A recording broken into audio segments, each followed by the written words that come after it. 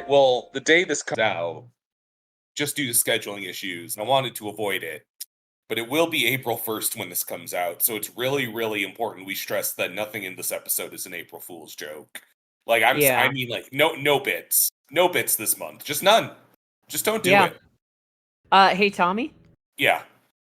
you are going to die on May 16th, 2027. I do have there is a certain day of the year I do have a slight fear, because I remember I had a nightmare when I was in like high school that I was in a car accident and died, and a day I kind of the day Still no pickle was like whispered in my ear as I died. So every time I'm like a little scared to get in a car. And every Still no pickle should make it a holiday to just like put you in the most dangerous situations possible. Just like put a little thing in your calendar. Check if Tommy is alive. I don't know, should I censor the date that I might die on? Could someone like summon... It'd be like a fucking John Lennon situation. We get famous enough and they like find me and kill me on that day. That'd be great. Fill the prophecy. Select your character. Rev up those fryers and fill your champagne glasses to the very tippy top. I'm Tommy, and you're listening to West Coast Toast and Roast, starring Willow, Dav, and yours truly. Get ready for the next battle. Well, welcome back to West Coast Toast and Roast. I am dying on... Still no pickles Not sure what year, hopefully a distant year from now, and I'm Tommy. And, I guess I did technically die once, because I had to become... I'm Willow. My death has been written in stone since the day I got type 1 diabetes, and I'm Dav. And that it was set in stone with the date. Still no pickles I guess it would be interesting if we all died on No pickles different years. It'd be interesting if we said Pickles as many times as possible, so I would have to keep putting in the pickle sound effect. We're gonna be on Every time. pickles. Yeah, I think Tommy's gonna die on pickles. I'm gonna do that. I don't want people to know my secret death date, potentially. Your secret sex lips. This is gonna be like kind of a funny transitory podcast episode, because like we have the last Nintendo Direct before the reveal of the Switch 2, but the Switch 2 is like this week. And then CinemaCon is also this week. Meaning there's a lot of really big movie panels. There is a non-zero chance that there is Beyond the Spider-Verse news happening right now as we record this. But you know what? There's enough to discuss already. I have a pretty hefty news pan. I had half a mind to say, should we just wait for Switch 2 and CinemaCon? But there's already a lot to talk about in the world. So I say let's go for it. And you'll hear about Switch 2 and CinemaCon at the end of April. Yeah, I will say Chris Miller tweeted a spider. But it might just be, I think he tricked our dicks before with that. Maybe he just saw a spider in his apartment and got scared. Yeah, on like older, remember when those would, it was like the cute thing to do was to call spiders nopes? I don't remember that. Oh, there's a nope on my wall. So you don't like spiders. I found in Florida a really tiny, it was like a crab that was like black and about the size of like a small spider. And I found out on Reddit it was like a mangrove crab. It was kind of cool looking. That's Trailer a note life. I've ever heard one. Trailer Life or Death. I sent you both 3 trailers. Again, because this podcaster is a little later in the calendar than usual, they're like a little timely, but this episode will still be out before the products are released. The first is One Battle After Another. This is the next film by Paul Thomas Anderson of Boogie Nights and Licorice Pizza fame. I haven't seen like all of his movies, but it's my understanding this is well outside of his wheelhouse. I don't think he's done anything quite like an action movie before, even though I don't feel like this is neatly a action movie. It seems like there's it's more of a character piece with a lot of guns, but I'm really all for it. We got Leo DiCaprio as this aging revolutionary who seems like he's kind of lost his way, and the revolution he fought as a hippie is like coming back, and he's got to like suit up and fucking fight, but he's like kind of a fuck up and out of shape, so it's not like, you know, a power fantasy deal. Looks like it's going to be a really interesting, like, flawed hero situation with a lot of like kick-ass action scenes. We got like big armies on skateboards, it looks like, and it feels like it's been, you know, what I always mourn is the death of like the prestige action movie. Like I rewatched Terminator 2 the other week, and I was like, we used to have this, and now we have like something that looks like Novocaine every week. But they're giving us what's reportedly like a 3-hour, really beefy action movie that's also about something. So this is resounding, like, from me. I'm really pumped for this one. Just so I didn't know all the context as far as that went, but just from the trailers, this is kind of a death for me. I don't think it looks very interesting. Does have me a bit more curious based on what you said, but I think in the end, it's probably a movie that I'm just gonna wait for streaming unless it's got like really, really good reviews. That's interesting. What turns you off about it? I don't know. I just like, I guess I didn't really like feel anything watching the trailer. I know that's like a little bit simple. It just Fair. yeah, nothing about it really like stood out to me as like something that I would be like really into. Interesting. I'm finding myself like, and I don't know quite why this is, but like not checking out, but like having a harder time like really getting into movies without some like fantastical element or whatnot. So like a lot of like just straight action movies, at least recently, have been like not quite on my radar. Oh, okay. How about you, David? This one did catch my attention. It looks like almost like an action violent version of like a Wes Anderson movie in some places. Like the shots are very interesting. Paul Thomas Anderson is like a little bit from that school. Yeah. So I'm gonna give it a life because I do think this looks pretty interesting, and I will definitely be there for it. He gets a gun from a guy he calls Sensei, played by Benicio del Toro. I think it looks fucking rad. Speaking of guns, we have Shotgun Cop Man.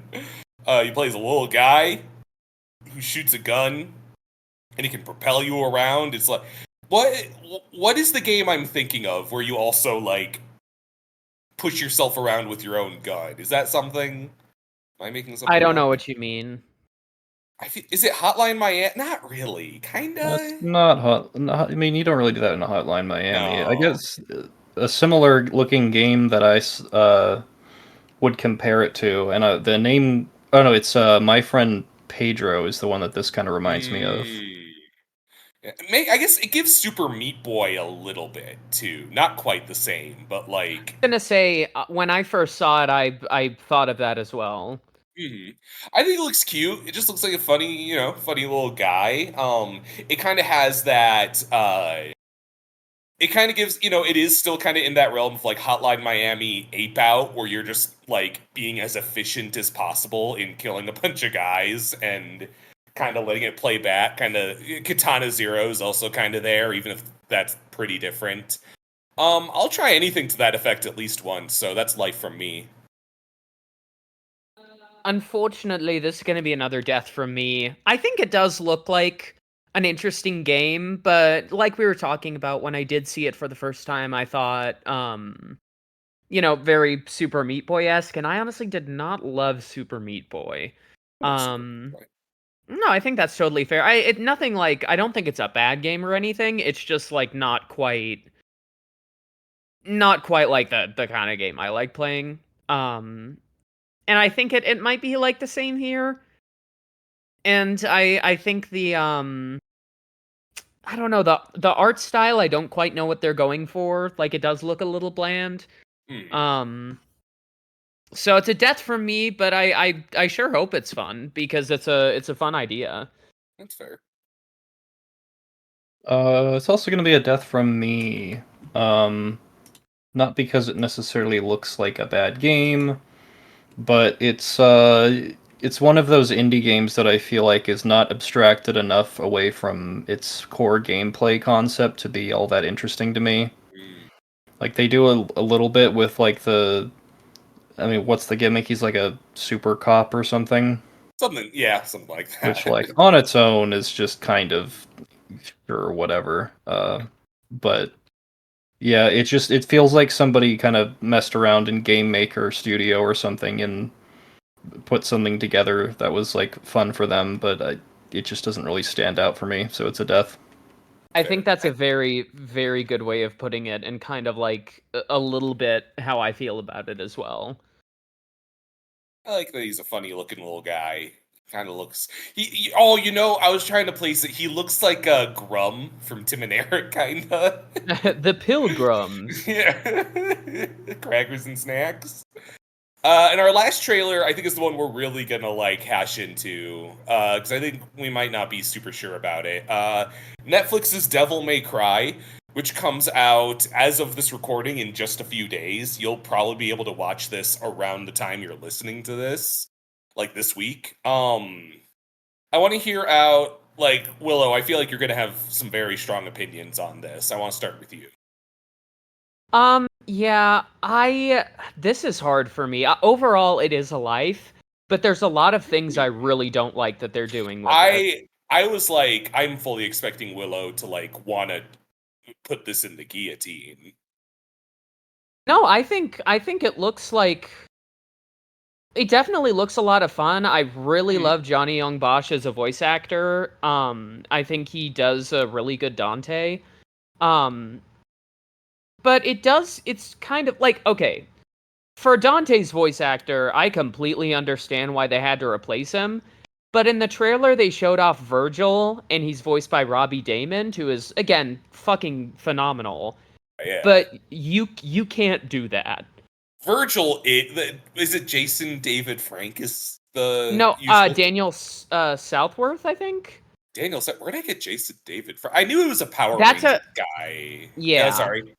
So I think I'm thinking of a different Power Rangers guy. But like that, he is Virgil. He has such a distinctive voice. Like, I've never heard anyone sound even remotely like him. So when he's like, all of a sudden, like, Dante, it's me, Goro Akechi. I am your brother. It's just a monkey. Sorry.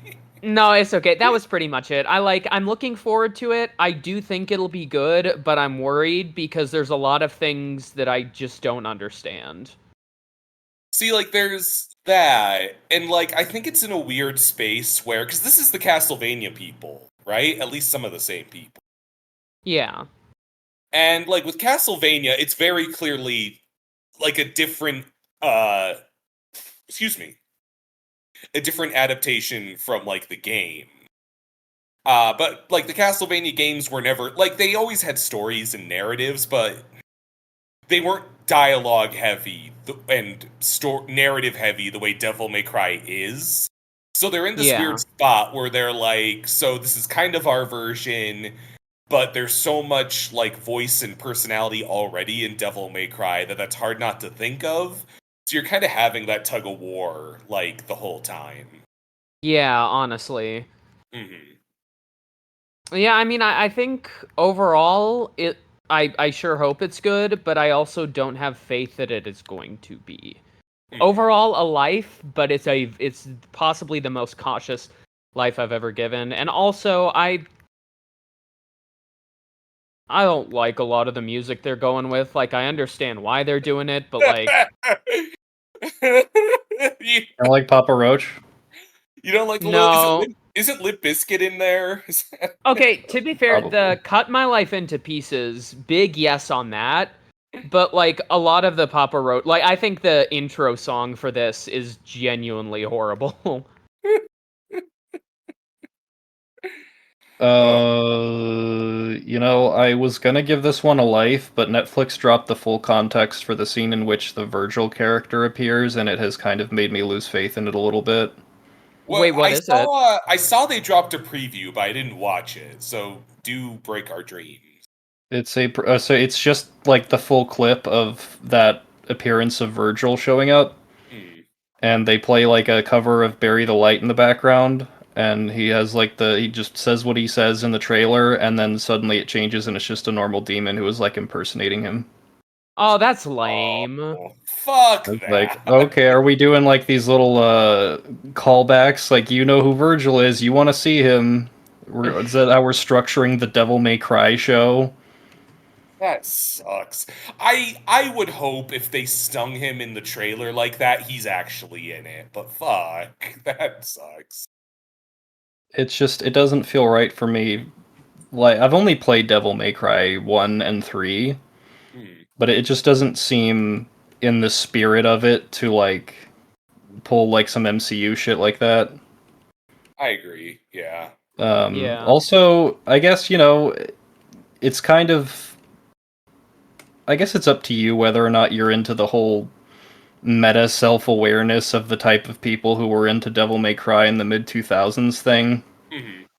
Like, yeah, the use of, like, the Papa Roach music and shit, it's like, okay, I get the joke, but Devil May Cry is, like, a video game series that is aware that it's goofy, but also owns, like, it owns that and makes it into a cool thing, and I feel like playing that type of music kind of is just playing it too far into the joke a little bit for me sometimes.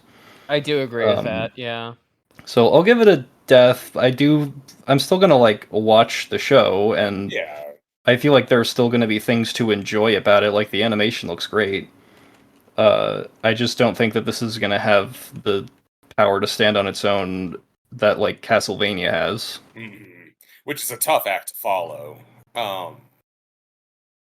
Sorry, did you have anything else to add? I'm sorry. No, that's all I got for that. Okay. Am I the only one who's not fucking with that bunny? What? The bunny character, like, bunny the antagonist? Yeah. No, but what do you mean you're not fucking with Like, I just feel like that's like... I feel like you could almost do, like, a Bayonetta villain that's, like, a bunny dressed like a gentleman. I feel like that's not a Devil May Cry villain. I know, apparently he does have some, like, place in canon, but I couldn't tell you. I think it might be from, like, a manga? Oh. But I do know that he is, like, an official character. Like, this isn't the first time we've seen him. I can live with that. I just feel like Devil May Cry monsters are always... like, they never do a cheeky fucking thing of, like, oh, he's a bunny, but he might be dangerous. Like, even, like, Jester is, like, kind of gross looking. I feel like it... But I guess if that character has... I was wrong about Robo Kai and Guilty Gear not being a thing. So fuck me, I guess. I don't know everything. Yeah, people were heartbroken that Robo Kai wasn't his own character. It's one that... I waited years for that game to fucking add in Venom, and he has this stupid fucking robot. Oh, just my luck. Ugh, well, that covers our trailers. Willow, why don't you start us off, as you always do? All right. So it's been a bit of a dead month, but there are a few things that I very much enjoyed. First, I want to toast Looney Tunes, The Day the Earth Blew Up. Lot of talk about this movie, mainly from, like, a lot of the animation side of things. It's a fully hand-drawn new Looney Tunes movie, and I had a blast with it. I am very disappointed that it didn't quite have the staying power that it should have. Now, granted, the trailers were atrocious. The trailers genuinely made me even think, like, okay, so this is just not going to be funny. But it's really good. It's got a lot of, like, really funny moments. There's part where I can't remember exactly what he says, but Daffy and Porky are, like, working at a factory, And Daffy says, and it looks like our jobs are gonna go smoothly, as long as nothing weird happens, and then a giant thing that says foreshadowing comes across the bottom of the screen. It's like humor like that, that's like very Looney Tunes, very meta, but still like just genuinely very funny. The animation is also really good. Would take a billion of these over one like weird CGI Pixar thing. The characters are really funny. It involves Porky and Daffy, who have made nothing of their lives because Daffy keeps fucking up, and then they get a job, and then aliens attack. But then aliens actually don't attack, but then a meteor comes hurling at the world. I'd say you've glossed over the essential element of Porky and Daffy's backstory in this film, that they were raised by a sentient still painting of a farmer. Oh yeah, the stuff they do with Farmer Jim animation-wise is really funny. So good. He's like a SpongeBob close-up at all times. Yeah, I love Like, the scene where he's walking away from them, and it just shows like the PNG model shaking back and forth. So good. Yeah, there are just so many like good bits in this. Daffy Duck is trans mask. It's great all around. It's canon too. Yeah, no, Daffy Duck in the movie can lay eggs, and you might think, oh well, that's just a Looney Tunes joke, but you know, nothing is an accident. And thank you for coming to my. Speaking of nothing being an accident, do you agree that there's a moment that's a reference to "I slammed my penis in the car door"? Is that when he's like hitting his head in the car door? In the car door. I like to think they knew that meme. I like to think that's what they were doing. I think they probably did, yeah. No, yeah. I agree with you. I really liked it, and I want to say God bless anyone that managed to see it in a theater. Because, like, my regular theaters were just not showing it, so I hauled my ass to a Cinemark. And I walked into that, I want to say, the Cinemark had, like, the big monitor showing all the movies they were showing, and you would only know they were showing The Day the Earth Blew Up if you looked at their website, because it was, like, Novocaine, Opus, Mickey 17, Paddington, all the way down, and I was briefly worried I was at the wrong theater. And I was like, yeah, I'm here for, The Day the Earth Blew Up, and I was half expecting them to, like, look at me funny. They're like... okay. And they take me to, like, it's the small theater where they play, like, the Jesus. Like, I feel like I was sitting where somebody sat to see the Ryan's World movie. Like, it's like, okay, the theater we set aside for that fucking one. But I was determined to support this, even though, like, you know, I kind of was like, whatever, you know, I have a tricky, like, sorry, I don't know where I'm going with this. I've been, like, fussy about animation with, like, friends of ours recently, if you've seen me, and I'm like, fuck this, there's no way it's gonna be, like... And I was also kind of sitting down, like, okay, how good can a feature-length Looney Tunes possibly be? Like, I'll try it, but I don't know. And I was really impressed. It was very good. I really liked... You know, I really liked that we had, like, a very Bob Clampett Daffy. Not to say I dislike the more modern Chuck Jones ideal of Daffy, but the fact that it wasn't, like, the egomaniac, narcissist Daffy. He was, like, even, like, at times kind of cute and well-meaning. He was more like a hyperactive little brother than, like, the complete narcissist we know today. And he has his... Yeah. Which played off of Porky really nicely, who was more put upon. I think funniest joke in the movie is in the first 10 minutes when we learn where Porky's stutter came from. Oh, that one is really funny. Oh, yeah, I knew I was in good hands. I was like, okay, they got it. They're like, I get it. They mock the disabled as well. Yeah. No. No, it's just, it's funny, and I do kind of like how the message is just very simple, and they take time to, like, focus mainly on the gags. Like, it's not like Porky and Daffy don't sit down and Daffy goes, "You know, Pork, I'm dealing with this thing I think is called generational trauma." Yeah. It's like, it's not about nothing. Like, it is about their relationship. Yeah, but it's like... Insofar as a relationship between Daffy and Porky can be significant. Yeah. There's go ahead. one or two jokes I think are a little lame. I think the payoff with the alien character isn't super worth it, honestly. You don't think so? I didn't love it. Like, it's just like, it feels a little like when everyone was obsessed with bacon in 2010, but with a different food item. You know what I mean? Mm-hmm. No, I think I know what you mean. Yeah.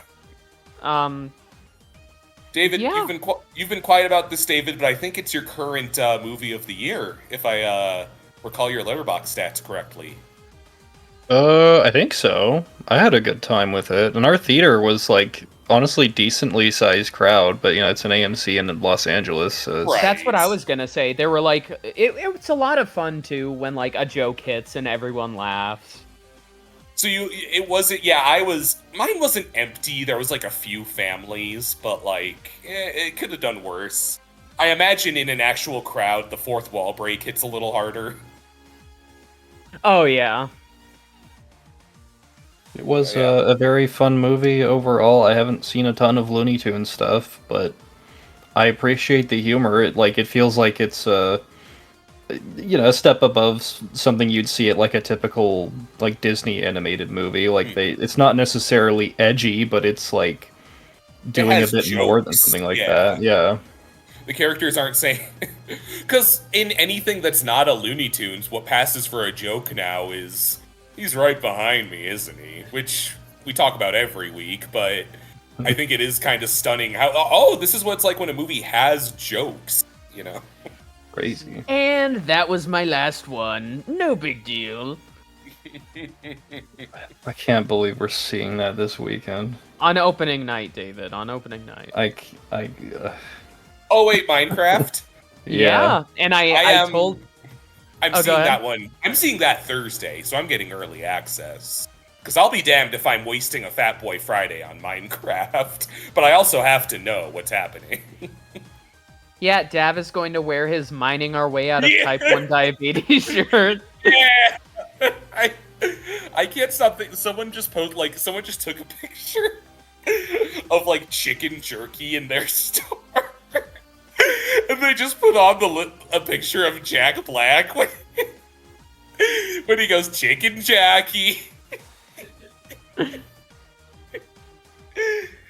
We're all going to forget about this movie in like a month, and we're never going to think about it again. Is Minecraft going to be worse than Love Hurts? Because that's been a difficult... I think it very well could be. I think I've seen a lot of bullshit this year so far. Like, it's been one of those dumpuaries where I'm just taking, like, mid after mid. Nothing has really skated past Love Hurts, but I think it very well could. I think it could be worse than Love Hurts. Chicken Jackie. All right. Is that all? Are we ready to move on? Is there anything else we want to add about the day the Earth blew up? If you haven't seen it and it's still somehow in theaters where you are, I think you should give it a watch. The end. And I guess I will pass it to Dav's way. Yeah, speaking of Minecraft, I would like to toast The Quick and the Dead from 1995, directed by Sam Raimi. Yes. Oh, fuck yeah. Now, I saw the trailers for this when they were doing the rerun of, like, all the Spider-Man movies at the Alamo last year. Mm-hmm. And, it caught my attention as a Western directed by Sam Raimi. That just sounds like a good combination. And so we watched this recently, and, honestly, it's a really great time. Big ensemble cast here. We got like Sharon Stone, Russell Crowe, Leonardo DiCaprio, and then I think the kind of the highlight of this movie is Gene Hackman. Oh, he's so fucking good. I retain that this movie is about Lex Luthor discovering time travel and fucking with some western town. Yeah, he plays Tommy seeing a bald person for the second time. Getting a lot It's- of Lex Luthor vibes from this. Gene Hackman has played Lex Luthor. You fool! I know, I just wanted to make the joke. I think sometimes you say I know I was joking when you know I just like have you beat for a second. No, I have my jokes and I have like a way to play them off. I play into my bits. I'll play in your bits. I don't know what that one. Dav, finish talking about the worst movie ever. Come on. Okay. So Minecraft. I haven't seen it yet, but The quick Jack is Black. for the quick in The Quick and the Dead. The quick is for how when you put redstone on a rail, it goes fast. No. it's for when you take a swiftness potion by combining fucking It's not water it's and not the- sugar in a brewing stand. It's not the Quick and the Dead. It's the Quick and Jack.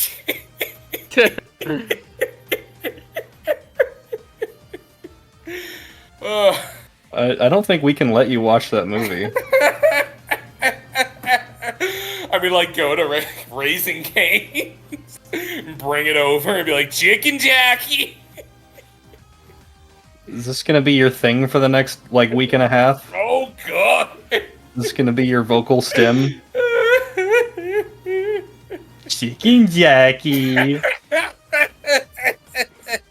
Remember when Gene Hackman's character in The Quick and the Dead pulled out his gun with his left hand and was like, Chicken Jackie!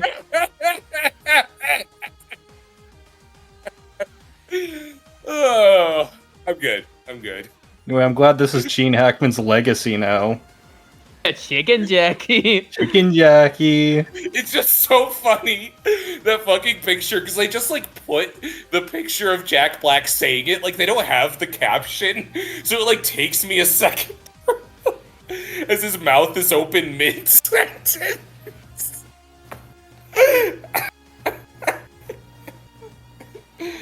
Alright, my first toast of the night, go, get out of here. No, I'm kidding. Okay, Quick and the Dead. Anyway, Gene Hackman has a phenomenal performance here as John Herod. He's an almost cartoonishly evil rich mayor of the town of Redemption. And he's decided to put on a quick draw tournament with a large cash prize because he's a sadistic evil bastard.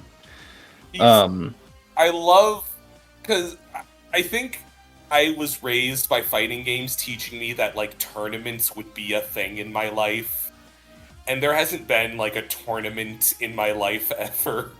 So Yeah, I really god like damn it, that. we don't have any tournaments. All we have is Chicken Jackie. The name of the fucking podcast title is Chicken Jockey. Because I it don't has wanna- I to don't be. wanna- We haven't talked about anything else. I don't want to catfish the people at home into thinking we're reviewing Minecraft already. That's gonna be next month, and we're gonna have some words. Oh, fucking Yeah, we're gonna have two words. Chicken and jockey.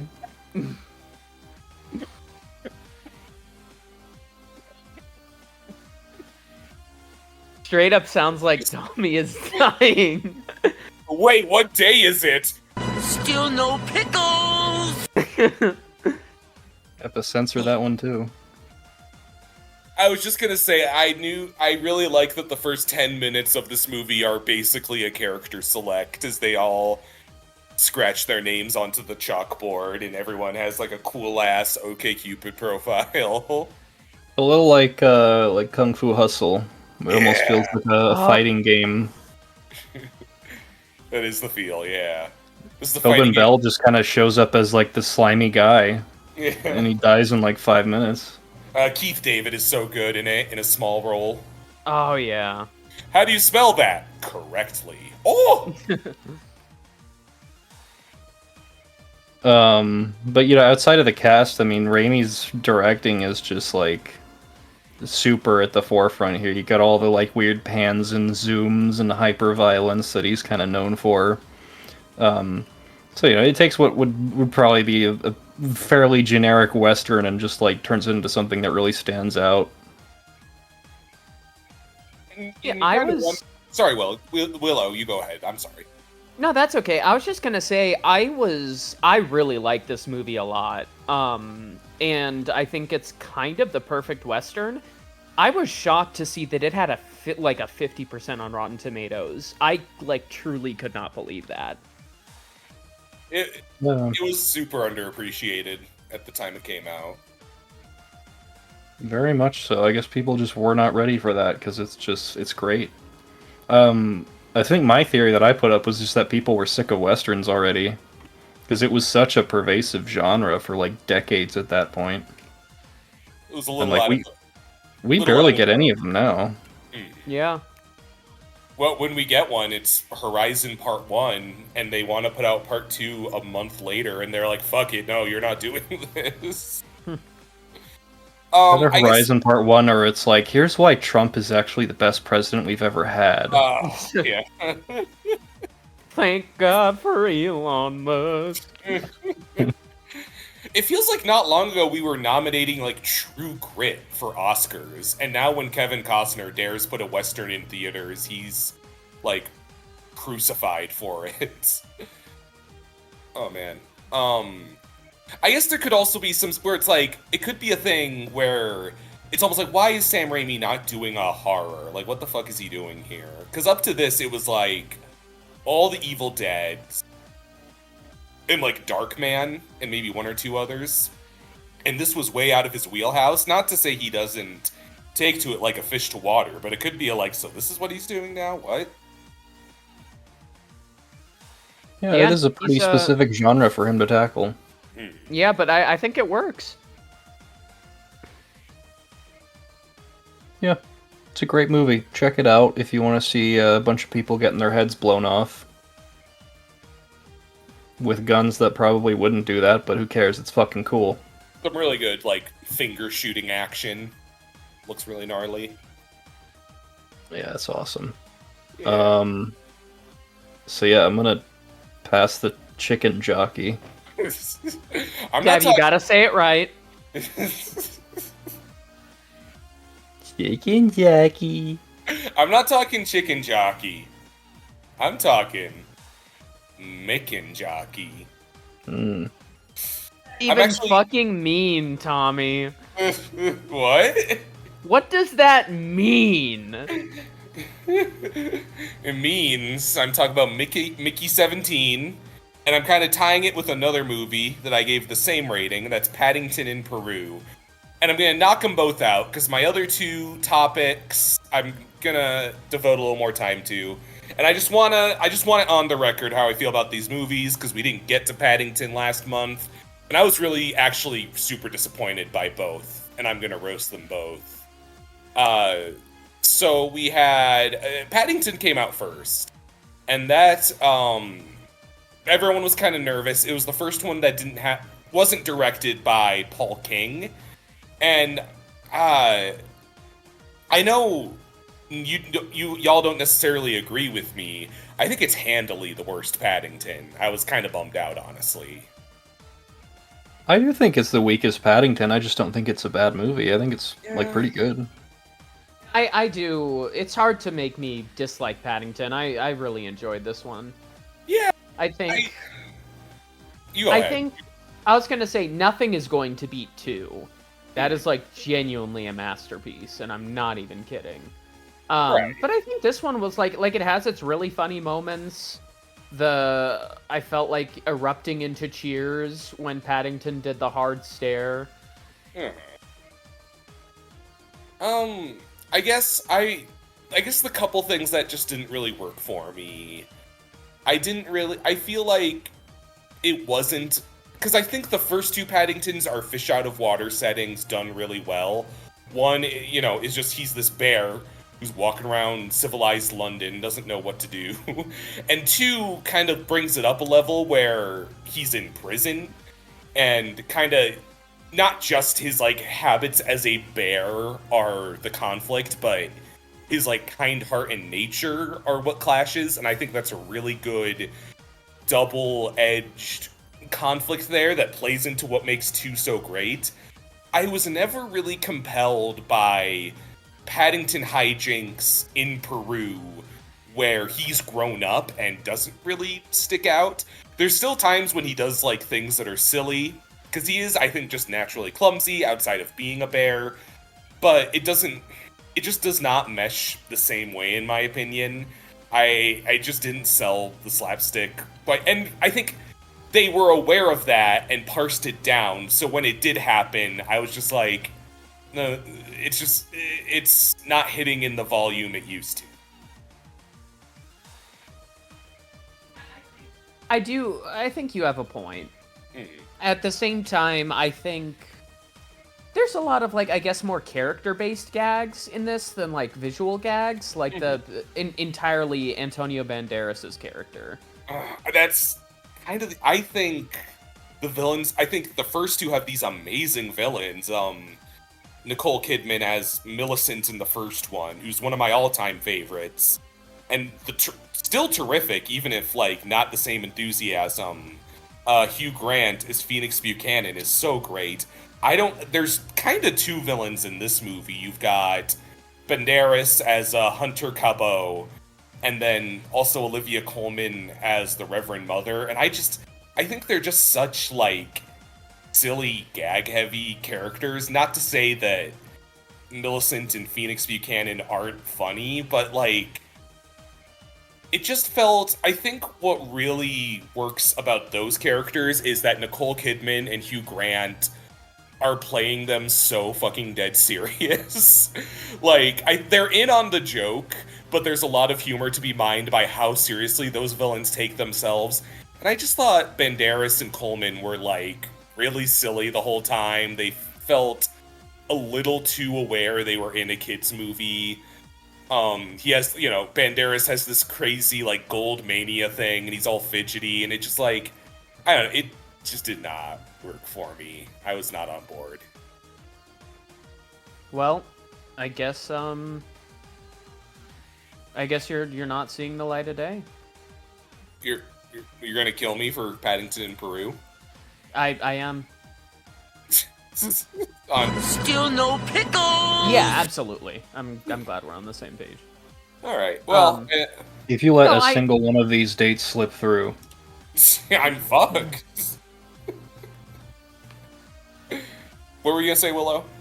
I was just gonna say, I definitely don't agree with, like, that statement, because I do think, like, Banderas... Like, I do get what you're saying about, like, how it feels like they know they're in a movie, but I think it works. Especially, like, because Banderas plays, like, all the characters. I think overall, like, especially... Yeah. No, it was... I love the joke of, like, these are my ancestors, and it's all, like, the same actor. That was pretty... That felt like a Paul King joke, to the effect of, like, Phoenix Buchanan's costume collection that he talks to. Yeah. I wanted more stuff like that. I liked the dad being motivated by Haley Atwell parachuting into his office one day. It was just so absurd. The cameo just caught me really off guard. I mean, you would do the same, wouldn't you? Yeah, no, yeah, he's... but, yeah. No, I think there's... The whole family... I guess they don't do much in any of the movies, but they felt especially, like, nothing to do in this one. I don't know if that's just me being a little sour, because I think that's kind of true for all of them, but... With the mom being, like, replaced with a different actress, it just feels especially like they're just kind of, there to be, like, set dressing. Yeah. Well, I also... hear Haley Atwell in my head when she motivates me to do brave things, like disparage popular movies on the podcast. I also didn't really love Mickey 17. This is the new film by Bong Joon-ho. And I think, I notice almost universally there's a big react, and I think that it's kind of outdone by it being delayed a ridiculous number of times. And I was there with everybody else being like, it's gonna be good when it finally comes out, I'm so excited. And I think it got pumped up a lot, and we kind of didn't know what to do. Not we, I don't mean, because you both seem to like it. But I noticed a lot of people just weren't really sure what to do with it after the fact, because it is, I think, it strikes me as Bong, like, kind of resenting not resenting, but, like, wanting to shed the Oscar prestige of, like, Parasite and Snowpiercer. And, because I think those two are his more commercial projects compared to a lot of his filmography. And he kind of wanted to reassure the world and himself, as mean as that sounds, that he could still make something really fucking bizarre and self-styled.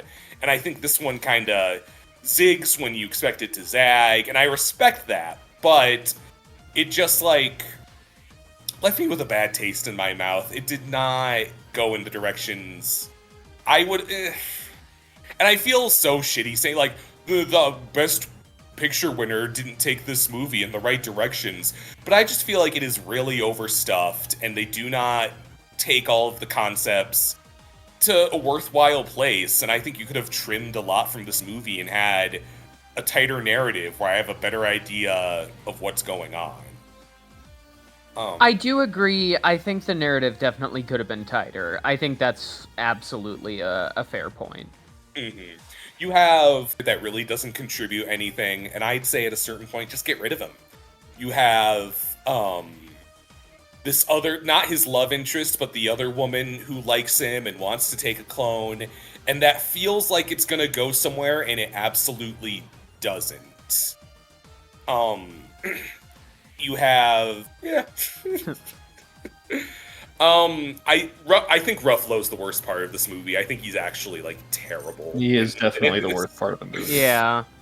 And I just think this movie was delayed so many times that I think he's playing just this really obvious Trump caricature, and it's played up as like a victory lap, because this was intended to come out during the Biden administration. And I don't know if I'm more pissed off that we're getting this, like, outlandish Trump parody in the wake of Trump's second victory, or if the idea that we were expected to watch this in a post-Trump world was also... I think if he was out of office and I had this character, I'd be like, are we really still fucking doing this? Yeah, I think this is just, like, such a neither fish nor fowl movie. I think that... And, like, I keep coming back to, who am I to tell... Like, you're in the safest possible fucking hands. Who am I to tell Bong Joon-ho what to fucking do with Mickey 17? But I was, like, in the audience saying, why does Naomi Ackie have, like, zero internal... any kind of conversation about fucking the clone of her dead boyfriend multiple times over? I get that the idea is they're desensitized to it, but it kind of... I'd like to see her experience that thought process, whatever it may be, and it would make me like her better as a character.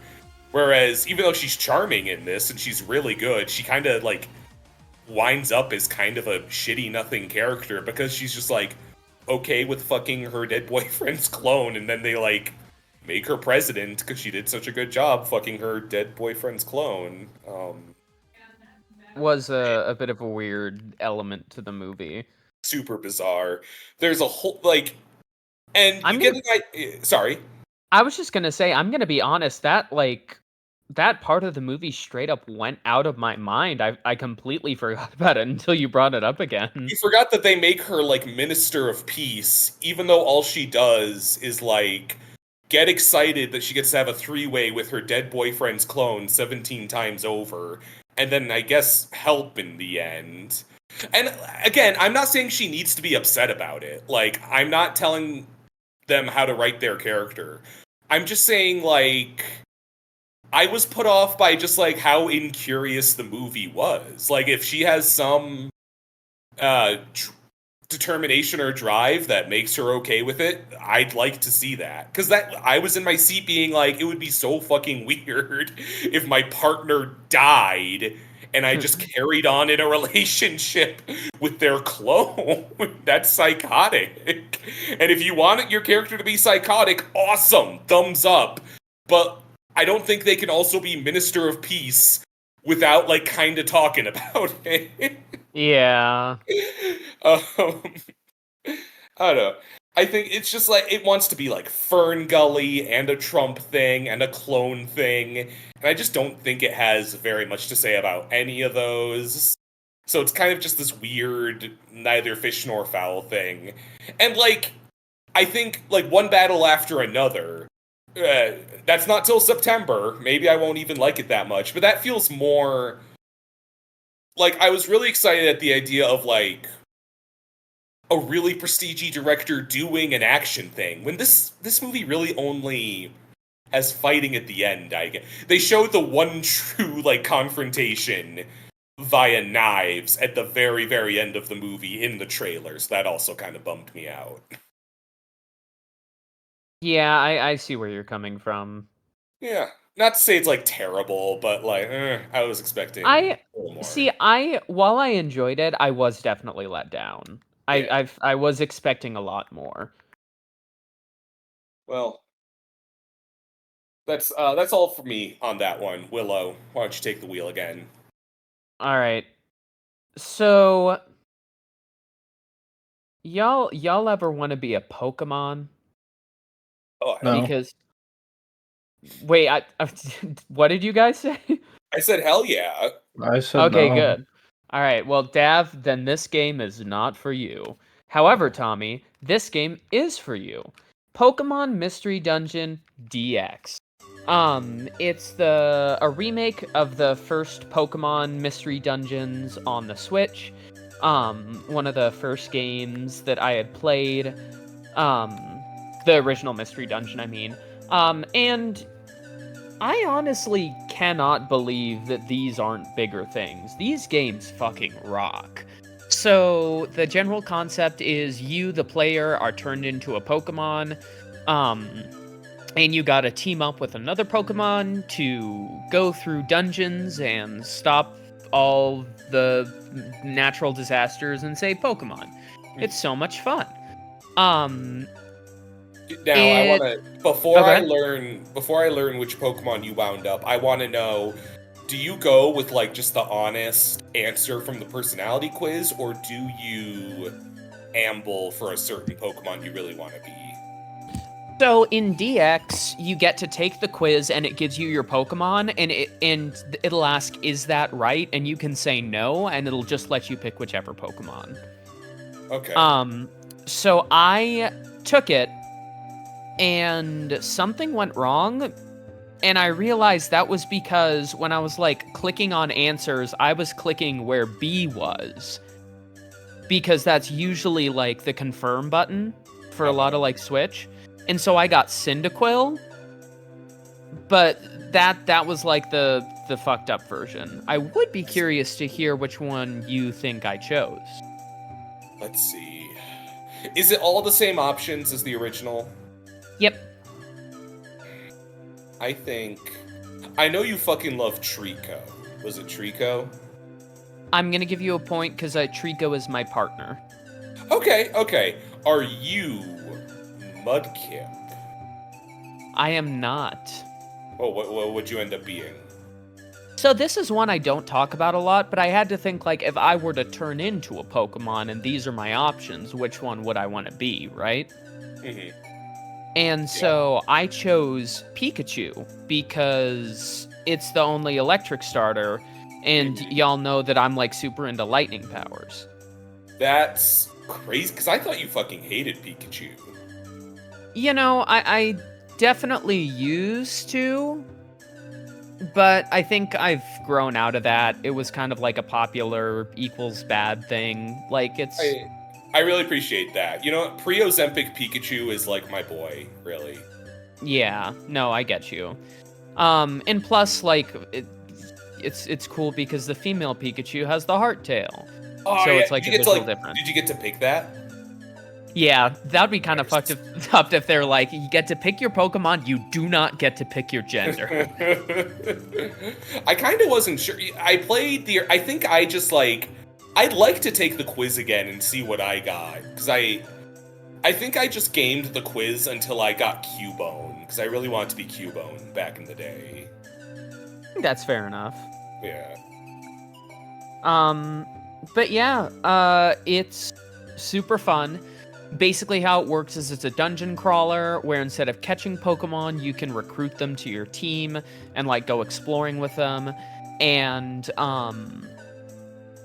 you still have like the 4 moves, abilities, and whatnot, but it's in a different context. I'm not quite sure how to explain like the gameplay, but it's like you move through the dungeon and certain moves have like a longer distance, so you can use them like far away. So it's not like traditional Pokemon, but it's still got like the core of it, and I think that's awesome. The story is really fun. You like make a rescue team, and there's like rival teams. Like there's a team called Team Meanies. I remember that. Yeah, they got like a Gengar as the main character. So there's like cool rivals. It's fun going through the dungeons and like collecting stuff. It's fun like being able to talk to the legendary Pokemon. I know that's like kind of weird, but like it's cool that, you know, you go up and Zapdos is acting like he does in the games, but you can understand what he's saying as well. I remember, because I played the original, like I said, I played a bit of the original way back when they like first came out. And I feel like I remember the combat being kinda like hard to, like obviously it's different from Pokemon. I remember being like, I would just be hitting buttons and they would like do this kind of awkward physical attack. Is it changed up from then? Was I just like not wrapping my head around something as a dumb little kid? I don't think you were wrapping your head around it, because you get to like choose which attack you use. Oh yeah, something was fucked there then. I must have just been, yeah. That's bizarre. Yeah, I didn't make it far in that game. I remember, is the first rescue like a Diglett? Yeah. I remember that one. I've made it a little farther than that. I like that Pelipper's the mailman. Yeah, Pelipper is the mailman. That is true. If you were riding a Pelipper, and you were like... You think about riding Pelippers often, Tommy? If you Let's were, move on. Let's move on. What could you... For jockey. Because it is a bird, not unlike a chicken. Chicken Jackie. What was I gonna say? Anyway, it's just like, I don't know, I feel like playing as a Pokemon instead of like a Pokemon trainer, it's like a really cool thing. I'm just surprised that there's only been like a handful of these games. You know, I know there was one for Sinnoh, and if I recall correctly, there was one after that. But I'm ever since then we haven't had a new one, and it's just such a damn shame, because Pokemon Mystery Dungeon is awesome, and my team... The story gets like deep within those later installments, I feel like. Oh I yeah, about, no. Like, Grovyle having the most tragic story of all time or something. I do hear that too, and in this game it's like definitely lowered a little bit, but it's still like good. Like there's the fact that you like grow with your partner, not as like a pet for the first time, but as a friend. And then you have to like choose, I can't remember what happens at the end, but you have to like basically tell them like, I can't stay here anymore. Aww. And it's just like a very like good moment, and I think you might be able to choose just to stay there. But it's like man, that's rough. it's very sweet because it's like, if you go back, you'll have to know that like you'll never understand these creatures again, but this is what they're really like. I didn't know that was the ending. That's pretty fucking intense to make a child choose that. Yeah, I'm pretty sure you get an option to not leave, which, that's a pretty cool choice. Like, I'm glad that they don't, like, make the 5-year-old playing this, and at the end of the game, it's just like, your partner Pokemon died. Well, what if it's like you choose not to leave the world of Pokemon? You're like, nah, I'm staying with my Pokemon friend. Then you go downstairs and, like, your mom is gone. Mom! No explanation. You never find out. You walk around the neighborhood and they're like, who? What? That sounds terrific. Yeah, now Pokemon Mystery Dungeon is great, and I really do hope they make a new one. My team is me as the Pikachu, and a Trico, and a Beldum that only knows Takedown, because for some reason before you complete the story you cannot evolve Pokemon, and I didn't know that, but I'm sure as hell not like throwing him out just to try and beat the game easier, That's my boy. Well, I think you should apologize, because Beldums are non-binary. That's my Beldum. Text the first non-binary. You know what? Get Jay in here. Get Jay in here. We're gonna call them a Beldum. I know we won't. I'm kidding. I'm gonna tell them you said that. I'll see how they feel about it when we do Dragon Ball tomorrow. Oh, okay, I see. It's my honor to call you my belt. We opened this episode by saying it would be a no bits April Fool's episode, and I think it's the silliest one we've ever done. Yeah. All thanks to fucking Chicken Jackie. Yeah, Chicken Jackie. Ugh.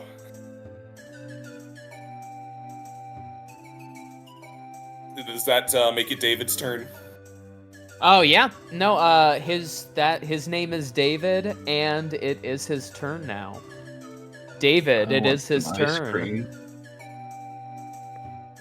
Okay, so I can finally talk about this game that I've been playing for a while now, and I platted it, or the equivalent of platted it on Steam. So I'm gonna toast Like a Dragon Pirate Yakuza in Hawaii, aka Majima Gaiden. Every time you've described this game to me, it sounds fucking demented, so I cannot wait to hear the full content. This is a spin-off of the Like a Dragon series, and it takes place about half a year after the latest entry, Infinite Wealth. This time you play as Majima, who has only really been playable in Yakuza 0 and like the side story in Yakuza Kiwami 2. So this really gives him like an entire dedicated game to really to mess around with and develop him. And the idea is that he at some point fell off a ship while fighting a kraken and washed up on shore on this like inhabited island, and now he has amnesia. He doesn't even remember his name. He doesn't remember that he was ever in the Yakuza. So he's on an island and he has amnesia? Yes. Don't, Tommy. Interesting. Don't. I just found that interesting. Don't you fucking say it. Dev, keep talking about the worst game ever. Okay. So he's found by this kid named Noah, who has a pet tiger named Goro, just as a coincidence, And they have to basically team up to track down the lost treasure of the Esperanza, because Noah has some, condition, some medical condition that he needs an inhaler for, and they think that the treasure has some, magical cure-all medicine with it, so they want to get it for him. or at least like get the money to like help him and his family. So you're just kind of running around with this creepy looking little American kid and his little pet tiger that he insists is a cat. And it does follow the beat 'em up style combat. And there are two fighting styles. There's Mad Dog, which is pretty reminiscent of his fighting style in Zero and Kiwami 2. And then there's Sea Dog, which is the new style. And it's just, you're a full-on pirate. You have dual cutlasses and pistols and a grappling hook. And you're just like slicing people up, and it's a blast. A lot of the map is just the Honolulu map from Infinite Wealth recycled. But that's okay, because it is a great map, and it's very large.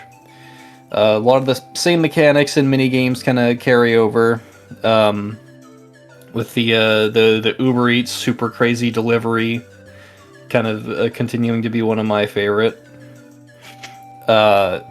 What this game does add, though, is that there's a new like ship traversal mechanic and also ship combat. Very reminiscent of Assassin's Creed 4, though not quite as mechanically deep or, you know, as realistic. But it is admirable how close it comes to that, considering just the short turnaround these games have and how much asset recycling they typically put into it. So it's a pretty fun time, I think, doing the ship combat. Generally, it'll kind of go with the flow of you're shooting cannons at each other, and then if it's like a boss fight, then you'll board their ship and do kind of the normal combat on the deck of their ship. So pretty similar to Assassin's Creed 4, just kind of executed differently. And there's a new region. Oh, what were you saying?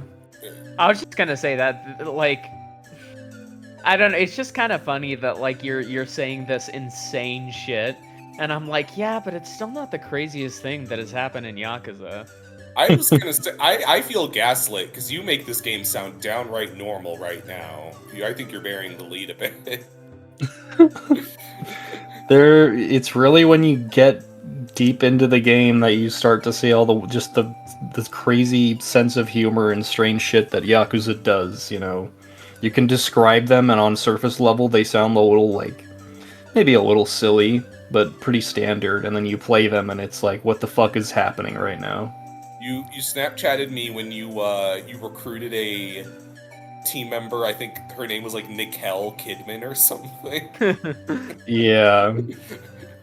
She's just straight up an actress that you can recruit to your pirate crew, which is another big mechanic here. You just like find people who are kind of weird, and you just like do shit for them, and they will join your pirate crew as like people who will like fight during the boarding parties and stuff with you, or you can like assign them to man the cannons and shit.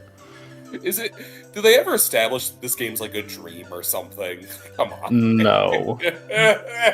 No, they don't do next that. time, when Majima has like a truly heartbreaking Yakuza canon moment, this will be like in the back of his head, is what you're saying. There isn't, like, there doesn't have to be a next time. I'm not going to spoil the ending of this game, but I'll say that it is a lot more heartbreaking than I was expecting it to be. That is not how you described it. It's very emotional, and it's like very sweet, and it's also very sad, and it's wonderful, and it's perfect, and I'm glad how it recontextualizes everything that happens in the game. Okay. Because you texted us the words illumination ending. That's true. There is... So this game is also partially a musical. There it is! Circle the wagons, boy! It like opens with like when you're going out to sea with Noah and like your initial like starting crew, they just straight up like do a musical number and like sing a song. And the ending just kind of calls back to that, with like the end credits basically being a fucking dance party, even with characters in the game that have no business dancing. They just Like they started off by like it's completely out of nowhere. They just cut like to the most serious character in the entire game, and he just starts like throwing it back, and it's fucking crazy. It's like a little curtain call. Yeah. Are we talking like sea shanties? Kinda. It's again, it's no Assassin's Creed 4, but there's like the main thing is like when you're out on the sea, you can use your like MP3 player to play like the Angry Birds theme and like from like Persona 5 music and shit that you just kind of win from mini games. So you can kind of play whatever type of music you feel like. You want to listen to Sonic the Hedgehog music, you can do that. That's If it's Sega, it's free game. If they have Toe Jam and Earl, I'm fucking wilding out. I don't know if they have Toe Jam and Earl. Oh, they're missing fucking something there. There is a new region called Madlantis, and it's a secret criminal haven that where you compete in a pirate coliseum, and so that's where a lot of the ship battles happen. And it's run by this older woman called Queen Michelle, and also run by this guy named Raymond Law, who is modeled after, and in the English dub, voiced by Samoa Joe, who is recently notable for his physical performance as Sweet Tooth in the Twisted Metal series. Oh yeah. And he's just kind of voice too. He's just he's kind of the main antagonist of this with Queen Michelle, and they're just very interesting. I would say that, you know, overall I had a great time with it, and there are some sub-stories that are just hilarious. I think that the final sub-story of this game is one of the hardest experiences to sit through of any of the fucking Yakuza missions ever. Because it is just a full FMV sequence for like somebody like posted all the clips on YouTube. It goes on for more than half an hour. Oh my god! It is a like 4K filmed mini version of The Bachelor, where the bachelor in question is like your overweight chef from your ship, who is trying to. When you say film, do you mean like with live action actors, or is it's completely with live action actors? What? Oh my god. There are parts that are like filmed in a bathroom, and you can like see the cameraman in the mirror. I forget there's been live action Yakuza with like the cam girl characters, huh? And like it's very similar to that, but it's like a full-on parody of. There's like, I swear to God, there's just like an 8-minute stretch of this where the guy is just like sitting in the shower, like scrubbing himself down with soap, and it keeps on like cutting between him and the girl who he's like making wait for him until she gets bored and leaves. Jesus Christ, this sounds amazing. All right. It's fucking awesome, and it's hilarious, and I know not everybody loves it because it is honestly like peak cringe humor, but it's also like some of the like okay, so Willow can attest to this. Yakuza does not have a lot of animations, like character animations during like normal conversations. Like you'll just kind of cut between like they're doing one of 3 silly dances that we have pre-modeled, or they're like swaying back and forth or whatever. There's a sequence right before this all plays out where that character, and like he's fully modeled after his real life actor, so he looks exactly the same in the game as he does in the live action sequences. In the game, they give him this dramatic, completely new, never before seen, unique animation where he like shakes and wags his finger at Majima for like he was just like something about like, do you know the secret to a lady's heart? And Majima's like, I have no idea. And then he whips out this brand new finger wagging animation, and it's like all dramatic, and it plays out. And then he just goes back to like his default pose and is just like, I don't know either. It just like kicks this all off. And that caught me so off guard because I just never see Yakuza do that. Like, they don't generally bother to whip out these new animations, so for this kind of like mini in-between project, they really went hard with it. That being said, some of the problems that I had with Infinite Wealth do still kind of carry over here. There's just like certain sub-stories and minigames that are exactly the same and are just literally not changed at all. And that felt kind of strange. In the story overall, I feel like just it doesn't add a ton to the universe in the grand scheme of things. It's some more character building for Majima, which is nice, but I don't feel like it fully justifies itself. I won't spoil, because you told me something that you haven't mentioned here, and that makes me assume you don't want to mention it for spoiler reasons. But we learn a very important preference of Majima's, I would say. Wait, is Majima gay or something? No.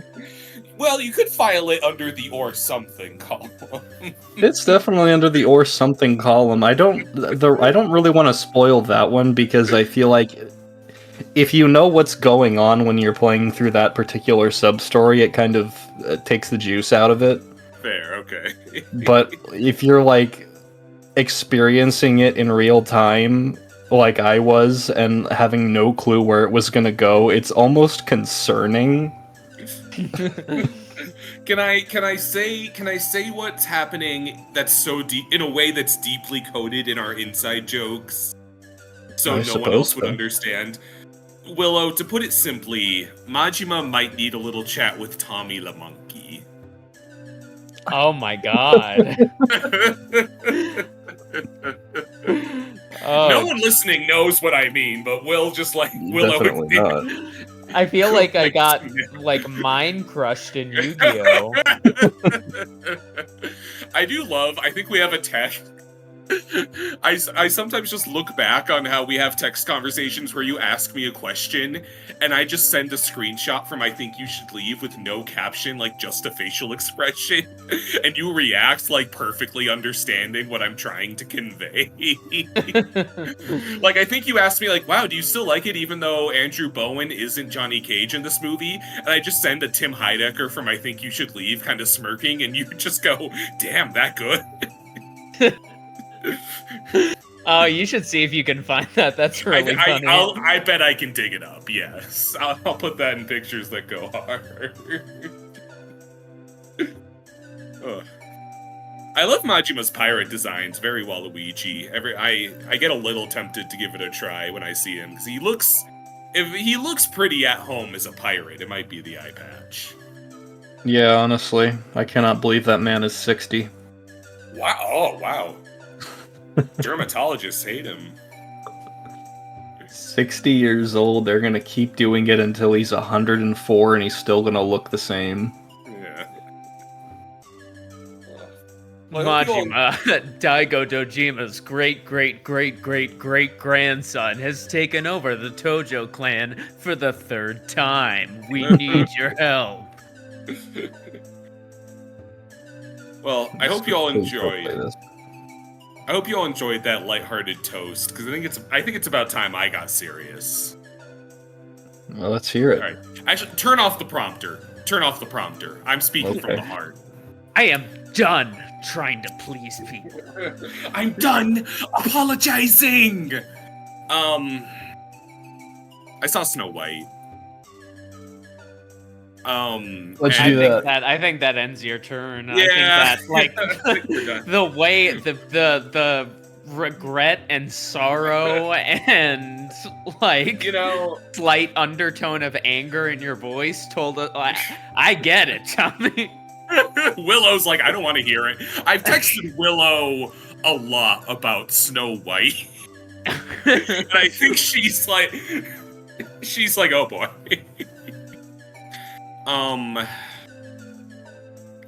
I want to be up. I'm not going to sugarcoat that Snow White sucks, and I don't think I need to tell you that. It was pretty, and I'm going to delve into why. But I also kind of felt I'd say a moral imperative, in an ironic sense, to talk about the fact I think. No, I'm saying this because I want it to be untrue, because I'd love if something funnier happened in this hellhole of a year. I think biggest shit show with the Toasties this year is locked down. Are we in agreement? You think it's Snow White? It might be Snow White. Over Minecraft. No, shit. so because Minecraft is going no. to be a financial box office fucking. Listen, the spirit of biggest shit show is not the quality of the product. It's that in conjunction with how PR wise it just falls down the fucking stairs. And I think this absolutely has that in spades. I guess that's true. Now, and I would honestly feel more guilty about going to see Snow White than Minecraft. Even though I feel like Minecraft is going to be a worse movie. You're talking to the fucker who did it, who's doing both. Where to begin with this? Oh, Jesus. It's not good, but, I did feel a bit of an imperative. I've skipped, historically, the Disney live-action remakes. I did feel a little compelled to spite, people that were... feeling very vocal about the lead actress. That's Miss Rachel Zegler in the role of Snow White. Rachel Zegler? Who I really like in other works. And, as you can imagine, she's a Hispanic woman playing Snow White, and everyone is really normal about it. It's been, honestly... The more people have reacted to this film and the fallout of it, I've felt very strongly and comfortably about seeing it, because it's become kind of a... I think... It's become kind of a culture war, unfortunately, and I think people that I would describe as well-meaning, at their best... have been pulled into the harassment of this outspoken Hispanic woman, and there's been a lot of review bombing, and there's been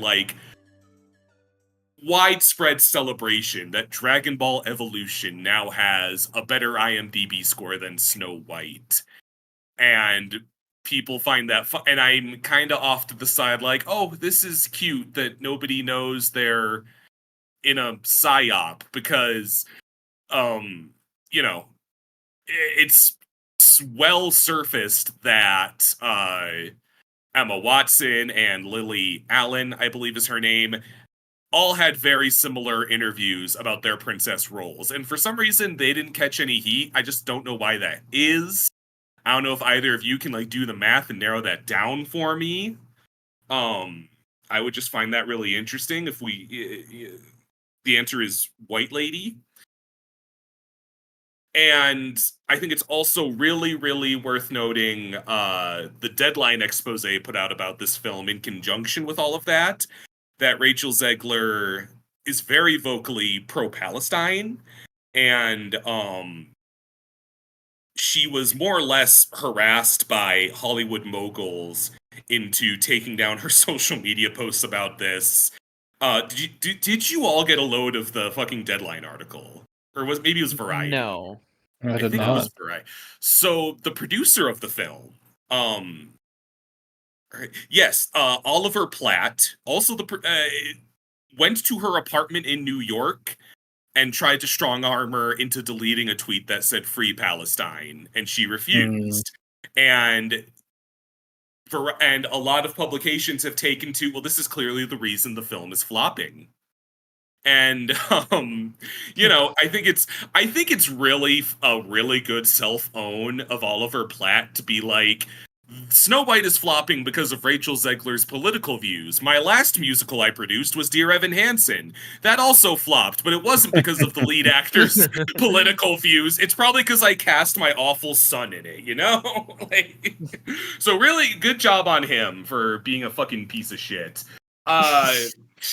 And being pro-Palestine and co-starring with Gal Gadot, that's just a recipe for Yeah. disaster. No, there are red carpet events where there is a solid like foot between the two of them.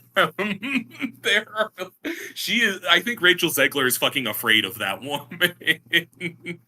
So, and I've just felt really fucking like nasty about all right. I'm gonna talk about the actual fucking movie in a minute, but I just need everyone to really, really think before you share that edit of Goku choking out Rachel Zegler, because it's so epic. Because it's so epic and funny that an outspoken woman's movie flopped. I don't care about that, but I want you to like just use the space between your ears and consider what cultural movements you're being played into is what I would suggest. Yeah. Again, like anyone who knows anything knows, because people are mad like, oh, she disrespected the original movie. She said nothing Emma Watson hasn't. She said nothing Lily Allen hasn't. It's just that she's not a white lady is why everyone has the fuck. And you know what? Honestly, like, it's it's people that I think are that this kind of shit is fucking beneath them, that I'm shocked are fucking doing this. It's unfortunate because it's just a pattern. Like every Disney live action project so far has had like I guess a poster minority to like use as the scapegoat if the movie goes bad. Yeah. And it went fine, I think. Like Little Mermaid went fine, pretty much. Right? About as fine as they can go. People were racist, but I think that one made money and no one they didn't eat. But like this is a different situation, and people are just like fucking psychotic about. And like I don't know, I'm probably being a parasocial fucking weirdo, but like there are a lot of like Rachel Zegler is on a lot of podcasts I listen to where she comes off extremely sweet. Like my favorite post, there's interviews where she's just like gently singing to a bunny, and it's like, why do you want this woman dead? What is going on? She's on. I love I've told you all about George Lucas talk show where two comedians dress up as George Lucas and Watto, and she like owed nothing to these fucking nerds. And on Oscar night, she was backstage at the Oscars and she just FaceTimed them and like showed them these movie nerds the Oscar stage. And I was like, that is the sweetest fucking thing I've ever heard. But all anyone fucking cares about is that they fucking will value their value for Snow White over the voices of women, just as they'll value their nostalgia for the Pirates of Caribbean. If it means getting to harass a woman during her divorce court, just like fucking use your heads for a minute, for fuck's sake. That all that said, Snow White is still really bad. It's objectively a bad movie. Objectively a bad movie. I think the best indicator I can describe it with is and you'll notice the dwarves are in very little of the marketing. And I really loved when the dwarves have their kind of iconic entrance where it's like their silhouette against the stone like wall of the mountainside they walk past. And they kind of look like their cartoon versions in the shadows. And then they step out and it is the grossest fucking CGI characters. They look like nightmare fuel in the trailers. They are awful. They look so bad. And it's my understanding that I might be wrong about this. It was initially little people cast as the dwarves, and that got some backlash. So they just like put in the CGI dwarves, and then there was backlash about taking the jobs away from little people. So fucking shit show there. You've got Gal Gadot as the evil queen, and someone decided she needed to sing in this movie. And I would not say they wrote a song for her so much as something resembling a song escaped into the movie. if you listen into her song in that movie, it sounds like there's maybe 5 instrumental tracks going at once, trying to like cover up her fucking like Shatner talking. Just, all is fair when you're the queen, and that's what I say. She's no Lady Raven, because like Lady Raven can't act, but she can sing. Yeah, Lady Raven is the evil queen would fucking eat. They give a little more agency to the prince character, because the big thing about original Snow White is like the prince doesn't have much of a character. And I think what's so fucking frustrating about discussion of Snow White as a film, the original, is in tandem with being the first feature-length animated film by some qualifier, people need to fucking understand it's a theatrical cartoon stretched out. It's that Disney made cartoons about Mickey Mouse or happy elves or Santa doing like good-looking repetitive actions, and they stretched that into a film with like a fairy tale plot so it would suit that. So that's why the prince doesn't have a name, and he doesn't have much of a relationship with Snow White. And that's not a knock against it, that's just the nature of how it is. So in this, his name is Jonathan, and he's like a Robin Hood figure, which I don't really know what the fuck we're doing. And it has that awful thing. It's like one of my least favorite things in fantasy works where there's like his band of thieves their costumes are like, if I say medieval hoodies, does that invoke like when they like fuck? It's like the burlap material, but it's kind of shaped like modern wear. I fucking hate it every time I see it. And all of his like merry thieves are in this like weird Hair the Musical like burlap hoodies, and it just looks fucking awful. But yeah, I guess that's probably way more lip service than Snow White fucking deserves. They, you know, I guess the other thing is that because you get those merry thieves, they do add a leg to the narrative, because I have to imagine y'all haven't seen Snow White in a long time. Yeah, I Yeah. haven't seen Snow White since I went on Snow White's Enchanted Journey or whatever at Disneyland. Because the animated movie ends with the queen gives her the apple, she dies, the dwarves chase her, lightning strikes, and she gets karmically killed. That's all. Yeah. In this, witch kills her with the apple, leaves. They find her and get real sad, and then bring her back to life, and then go confront the queen. And to their credit, it's not like Snow White's picking up a sword and fucking fighting, per se. She does kind of lead with her kindness, because she said, oh, she's not going to be saved by a prince in a lot of interviews. Again, it's almost like people were reacting to a whole bunch of executive nothing when they got mad about that. Go figure. But it does like delve into this really unnecessarily sweaty conclusion where really the prince's band of thieves in a physical way overpower the queen and save the day, and the dwarves are just there. Like, they're just standing around like, we did it, guys, even though they chased her up the mountain in the old one. It's hard to say. I'm splitting semantics at this point. In conclusion, it's been a really frustrating cycle of discourse, and I'm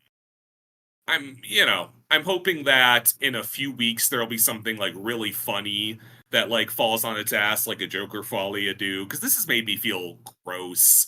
And I felt it takes a pretty heinous aspect of humanity to make me feel like I have a moral imperative to like stand up for the live action Disney movie, because fuck that as well. But just like, I don't know, like, get your head out of your ass. I think that I wish people were more normal about this movie, is my review. You know what? I think Rachel Zegler's Whistle While You Work is actually pretty good. Do they like put it to a beat? No. Or is it just like original? It's fair. It's pretty much like it's their own version. It's not like a hip hop fucking.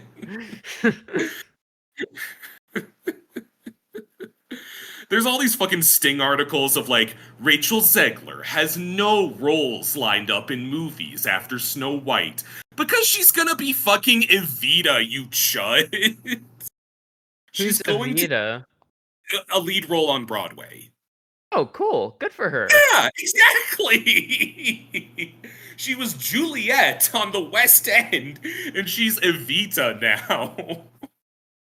No, she doesn't have movie roles lined up. She's doing arguably better, you fucking yo-yos. I should stop now. Let's start our final rotation. All right. So I have a picture on my phone of me and my partner in front of a giant animatronic monkey at the movie theaters. Yeah. And this monkey that we took a picture of was in advertisement to a movie that I'm going to toast, that being The Monkey. This movie really makes me realize that people on Letterboxd gotta lighten the fuck up, because this is getting like podcasts I listen to are like, I'm not sure about the monkey, and I'm like, oh, if you People don't are not in on the joke. If you don't fuck with the monkey, I don't fuck with you. Yeah. The Monkey is so fucking good.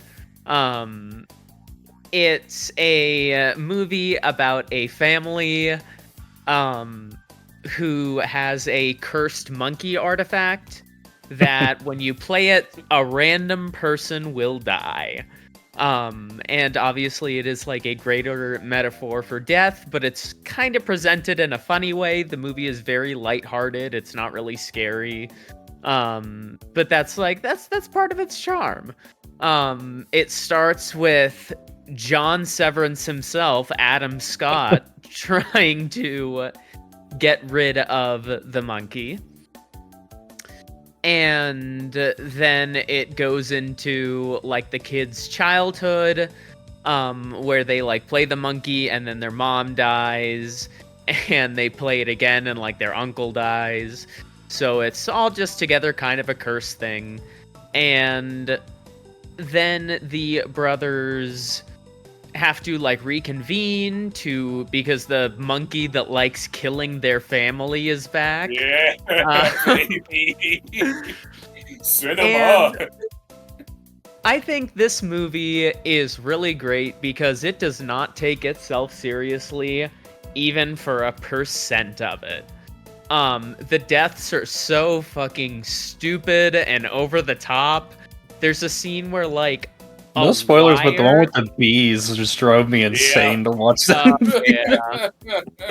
That was hysterical. Oh my god. I think I really like what I love about this too is that I don't know what the fuck is going on with Osgood Perkins, but like every insignificant character has the most like specific makeup to them. Like if they're showing up for 2 seconds just to die, they are like weirdly lived in. Like they're not, it's not like you feel sorry for them. I think it strikes that funny balance where it's like they have a deal. Like I think one of my favorites is and this is given away in the trailer, but when he's at the hotel pool and the monkey goes off and this woman just strides on screen looking like the fantasy from a Clark Griswold movie, throwing off her towel like very like male gazy and jumping into the pool and fucking exploding after we That's what I was gonna say. No, and it's like one wire in the pool and she hits the water and explodes. We were just I was gonna say also the dialogue is really funny. Like there's a part where the son is like, "Hey, did you ever have any siblings?" And the dad is like, Oh no, I never had any siblings. I was an only child. And then they go to like his old house and they meet the contractor, and the contractor's like, "Hey, have you seen Bill? Bill, your brother? You know, your brother, Bill." And like the kid is on the side of the seat, like slowly thinking this through as though each hint reveals something. We gotta make like eggs and scramble. Him yelling that was awesome. Yeah. The guy, I think his name's Theo James. He has this really good, just like anxious energy at all times. He reminds me a lot of John Trapp. Yeah. He's like objectively good looking, but also like kind of awkward and strange in his own way. No, yeah, and this movie is just direct. Like, even like Long Legs is weird, but this one is just like on another fucking. Like, there's this weird bit where, because he grows up in like what, the 90s when he's a kid, and we have that like prologue, and his bullies are all like middle school girls in basketball shorts, like this really weirdly specific. Like, and I'm like, Oscar, what was happening to you in school, man?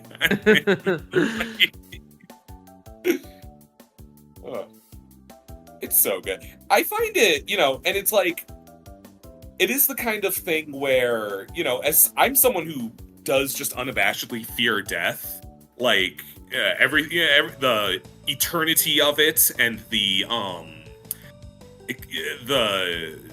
unexpected nature, the fact that it will happen to me on June 15th.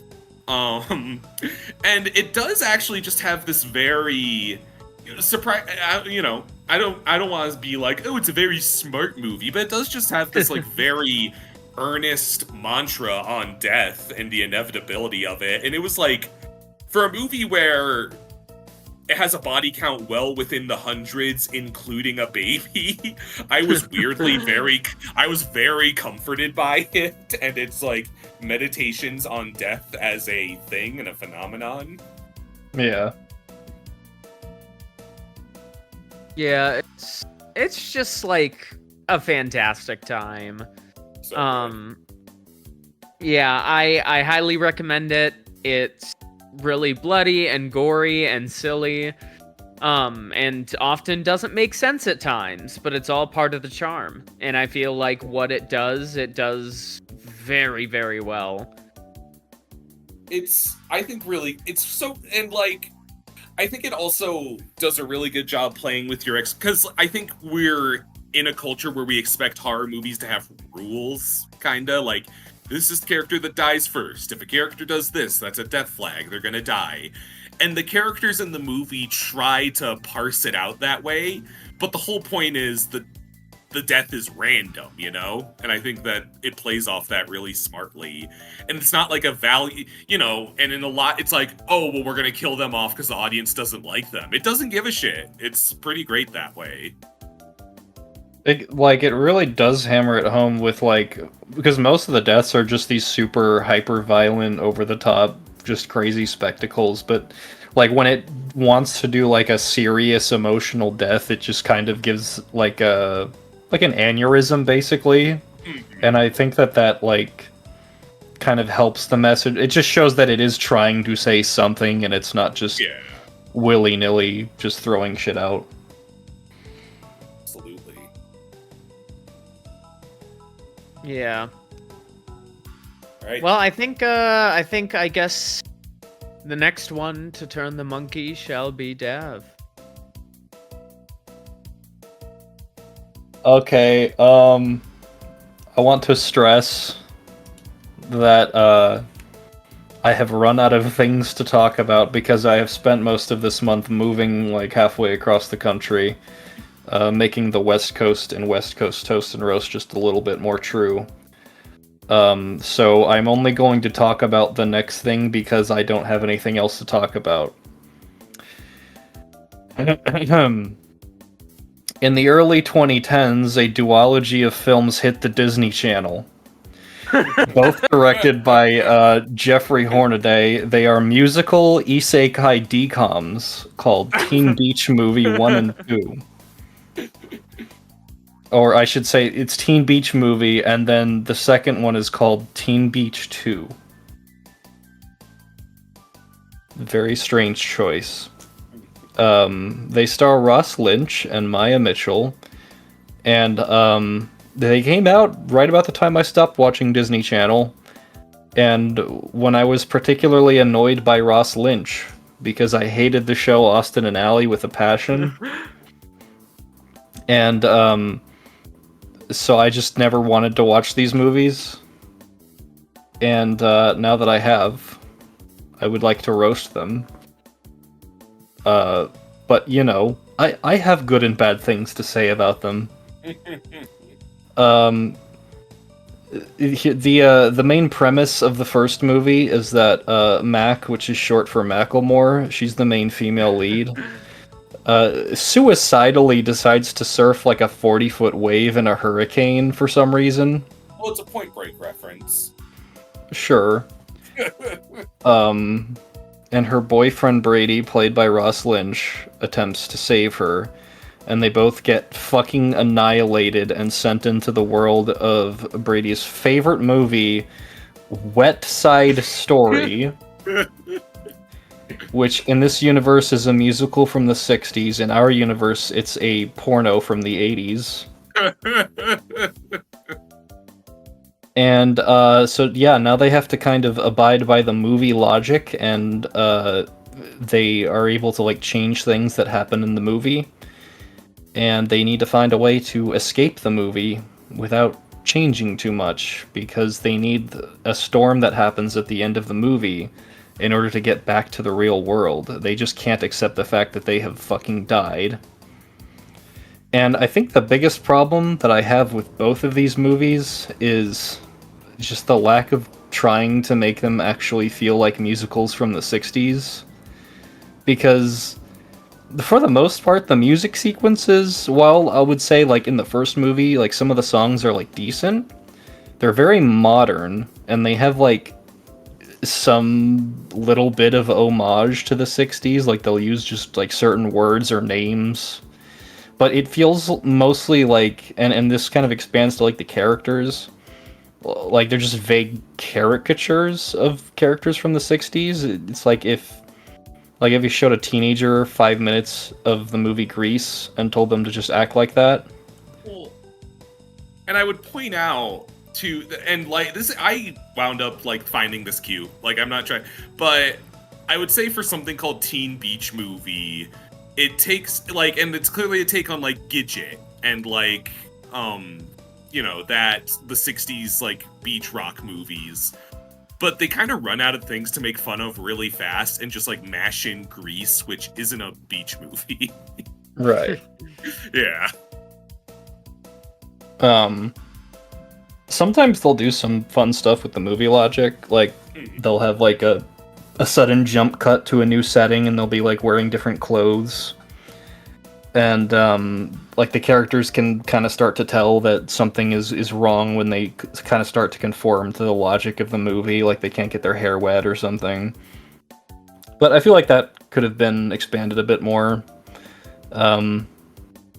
Honestly, the first movie, while I think it is kind of the stronger of the two, it has some weird story moment. Like there's a villain subplot with Bertram from Jessie and the English magician from the Wizards of Waverly Place movie. And they're doing something, and I just don't feel like a movie, like a musical from the 60s would have this as like a plot point.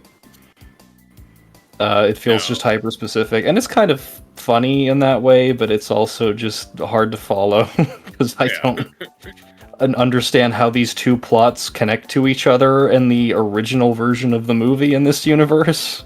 Well, it feels like the actors are pretty, like, I think the performances are pretty good in that the actors are in on the joke, but the writers kind of weren't. So they're doing weird things like putting in a weather machine and stuff like that. I think the cast does a pretty good job. I'd say so, for the most part, yeah. I walked away with a big crush on Layla, personally, the main biker chick. I Big can't. blue eyes. Okay. I like sharing. They do start to do kind of a strange thing in this, like at the end of the first movie, where they start to like tell the characters that they're characters in a movie, and like the villains seem to ponder on that a little bit, but they also don't come back for the second movie at all. So whatever. And the second movie, it does feel like a step up in terms of like the story. Like I felt like it's a little bit more interesting. They kind of reverse the plot of the first movie by having characters from the movie come to the real world. But it's kind of a huge step back in terms of like the musical sequences. Like the songs are super forgettable, and like the choreography is a lot weaker. And there are some very strange implications because the two main characters somehow, by like pep talking one of the characters from the movie, convince her to go about things differently, and that has a direct effect on the way the movie was presented in their universe. And like changes, like they're implied to have met like because of the movie, so they like changes so that like they didn't meet. Oh yeah, it woke resets the universe, and you'll see what I mean by that later. It is just a funny idea that going into the universe of the movie and changing things changes the movie. Like, completely devoid of what the actual production and the actors were doing on the movie in real life. The characters apparently have free will and can do that, which So I'm a little confused. And I guess I feel like you're trying not to spoil something, but I'm kind of confused. Like, because I peeked through some Letterboxd reviews of, because I had to go to bed before we watched the second one. Damned as I am to miss that second one on our movie night, and it was something. Is it like they get the two main characters in the movie to like not fall in love? Is it that kind of thing? So it's. And like I have no problem spoiling it because it's an older DCOM. Who gives a fuck? Basically, they convince the leading lady of that movie to be more like independent and self-serving. Yeah. So the movie that gets released is like a more like feminist version of the original. So as they Wet Side Story. So you're saying as they influence her in the real life, it like changes the movie. Yeah, okay. Because she gets to see like what the real world is like and kind of what independence looks like in like the modern day, and then they send her back to the setting of the film, and she changes as a character, and that changes what the movie that came out was. It's not like Wet Side Story anymore. It's like something else. Layla, Queen of the Beach. Queen of the Beach. Yeah, that's it. I'd watch it. Because they kind of touch on that in the sleepover song in the first one, where it's like, oh, a girl can ask a guy, and they kind of like do a wink at feminism because everybody complains that Greece is sexist, and it's like, and then they kind of don't circle back, so it sounds like at least the sequel plays with that concept a little more, even if it sounds, I imagine a DCOM handling intersectional feminism is, not delicate. So it doesn't feel like the path to that is very natural feeling at all, though, because there's like one of the kind of plot points with her is she wants to be more independent because she's seeing the real world and she's like seeing how women can really be their own people here. But then she sees the main two characters have like an argument, and she's like, oh, I didn't realize relationships could have problems in this world, and that's like one of the main factors that pushes her back to the movie world. It sounds to me like Greta Gerwig owes somebody some royalties, because I think she borrowed some Barbie ideas from Probably. Layla, Queen of the Beach. Tell me, would y'all rather hear about common side effects or Power Stone? Power Stone. Yeah, I mean, I still gotta finish common side effects, so let's go with Power Stone. Yeah. We can do like a Yeah. spoiler-full chat when you're all done with it. And it's not even, I think there's still an episode or two to go. Yeah, let's do some Dave Saw Chicken. Yeah, let's do some Power Stone. My local arcade picked up Power Stone recently, and that is on the short list of Capcom fighting games I've actually never played. So I sat my ass down at the arcade, and I played Power Stone for like the entire hour and a half leading up to my showtime, as is my ritual on Fridays. And I walked my fat ass over to the movie theater and I watched Snow White, and I thought to myself, I like Power Stone a lot more than Snow White 2025. So I walked back and I like Power Stone more than I like Snow White 20. So I walked back and I played like another hour of Power Stone while I waited for my bus, because my big takeaway was, man, Power Stone sure is great. It is a top-down fighting game, and what's hard is that whenever there's a fighting game like this, it's called a Power Stone-like, so I'm not really sure what y'all would know of that I could handily compare it to, because I would say it's closer to a platform fighter, but even that's not accurate. I guess imagine, oh man, it's kind of, For some reason, I'm thinking of like Kung Fu Chaos. actually, I think let me Google a picture of that game just to make I think you're on the right track, Kung Fu. Because it's top down, not quite like platforms. Yes, you're exactly right. You know what? I think instead of Power Stone likes, we should call them Kung Fu Chaos likes. Because nothing has aged poorly. That game was so racist. Oh man. So Power Stone is a Kung Fu Chaos like.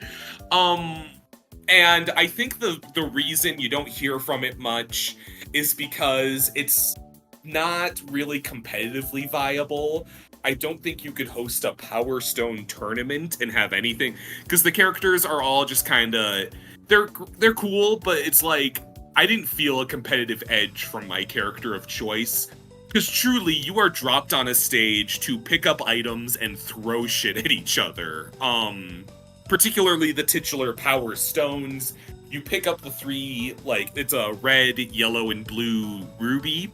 You pick it up, and when you collect all three, your character takes on this, like, big, flashy transformation, and they go super mode. And you basically win when you get that. You're strong as fuck. And especially when you get an understanding of your moves, I think you would call it a flaw in a fighting game that really and truly it's about picking up items. It's really not about competitive fighting at all. And you'd think, that certainly isn't sophisticated. It is really fucking addicting. Especially because, you might think you're fucked when your opponent goes super mode, but there's a rocket launcher item that if you're fortunate enough to have it, it is a nuclear deterrent. And I just, I think I talked about this with Darkstalkers a long time ago. I think Capcom masterfully and beautifully plays with art and cartoonish qualities, I would say, in a way that also translates to gameplay. So there's items where you get a big-ass Looney Tunes mallet, and you can smack your opponent flat like a pancake, but it also, it puts them in, that's also like a communication of you can't hit them again until they puff back up, They're stunned. They're invulnerable for a second. The character designs in this are pretty rad, if potentially one of the cases where I'm like, oh, I don't know if we still do like Native American fighting game characters, or if it's like kind of insensitive, or like Arab princesses on magic carpets. I'm probably overreacting, but I'm just kind of covering my ass. But they each have like their normal form, and when they transform, they go through this really cool Super Sentai mode. So you've got Edward Falcon, who Will, do you know the Japanese name of Edward Falcon? That I do not. He is Edward Fokker in Japan. And I think the localizers looked at that and they're like, And he's like a pilot. He's an airplane pilot. So he becomes like an airplane Power Ranger when he transforms. The Native American dude becomes like a big totem pole. You've got fucking Jack, who I think is supposed to be Jack the Ripper, and he's like all wrapped up in bandages, and he's like Voldo, and he becomes just like a living embodiment of his own blades. I think, it kind of has the Skullgirls and, dare I say, Kung Fu Chaos thing, where it kind of has a movie motif, like the 3-2-1 is the fuzzy camera and action kind of deal. Because I think it's supposed to be like a riff, not a riff, kind of a thing on like Indiana Jones and Explorers movies, which is a really specific but cool thing to put into a fighting game. And it kind of does, like, the settings are all like treasure troves and taverns where like an explorer character would like have some exposition. And the characters, there's a pirate and like a princess seeking out the power stones. And, in that weird, like, it's like, it's the kind of thing where it's like Tintin would not be out of place as a guest character in Power Stone. And that's just like such a weird, like cultural point to pin down and like pick at.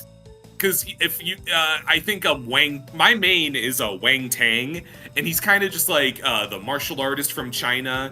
And the more I think about it, I think he's a little bit short round. He has like kind of a similar outfit going on. I kind of wonder if that's a little bit the inspiration. It's not a great fighting game because it is pick up these stones to win, but that makes it a great party game because it is just super frantic that way. I think it's only 2 fighters on these big-ass stages at once. I think maybe the sequels make it so it can be more characters.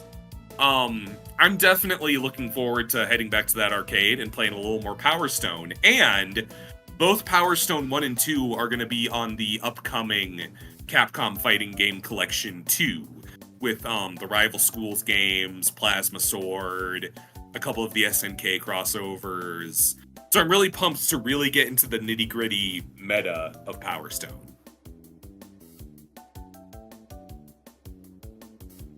I always really liked Falcon's design in that game. Who? Sorry, Fokker.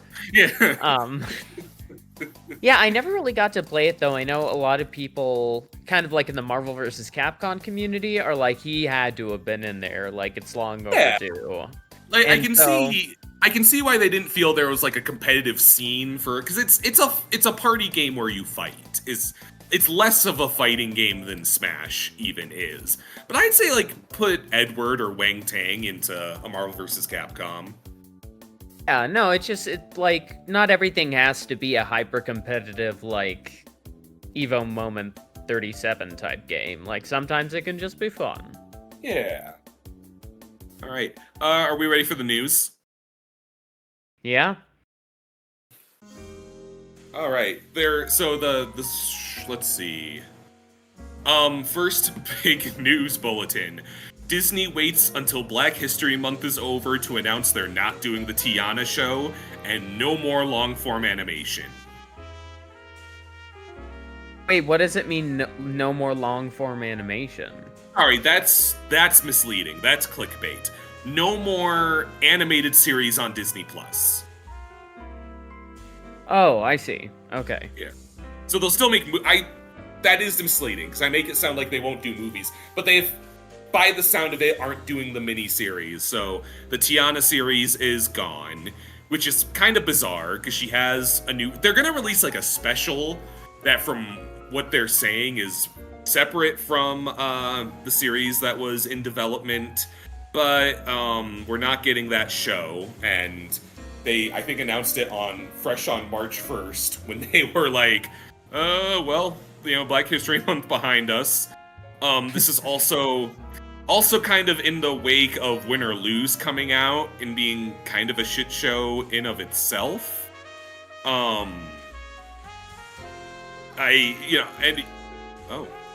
Yeah. What the hell was that, Tommy? I'm sorry. That is actually at 10:15 my phone goes into wind down mode to convince me to fall asleep. So it stops giving me my notifications. And that is why it was a lullaby noise. Because I'm looking at my phone for the news notes. Sucks, shitty, but like, Disney gonna Disney. It is just very gross to cancel the Tiana show of all things, but I guess it is what it is. I kind of don't know. I guess I don't really know what kind of original content they're gonna have if they're not doing like miniseries anymore. Because it's not like they've had a huge wealth of like live action like film original to Disney. You know, the more I talk it out, I think it truly is like Disney Plus's whole platform is gonna be, this is where you wait to see the Disney movie you didn't catch in theaters. Mufasa's gonna get a bump. We'll put Snow White on there if they feel like it. I don't know. All right.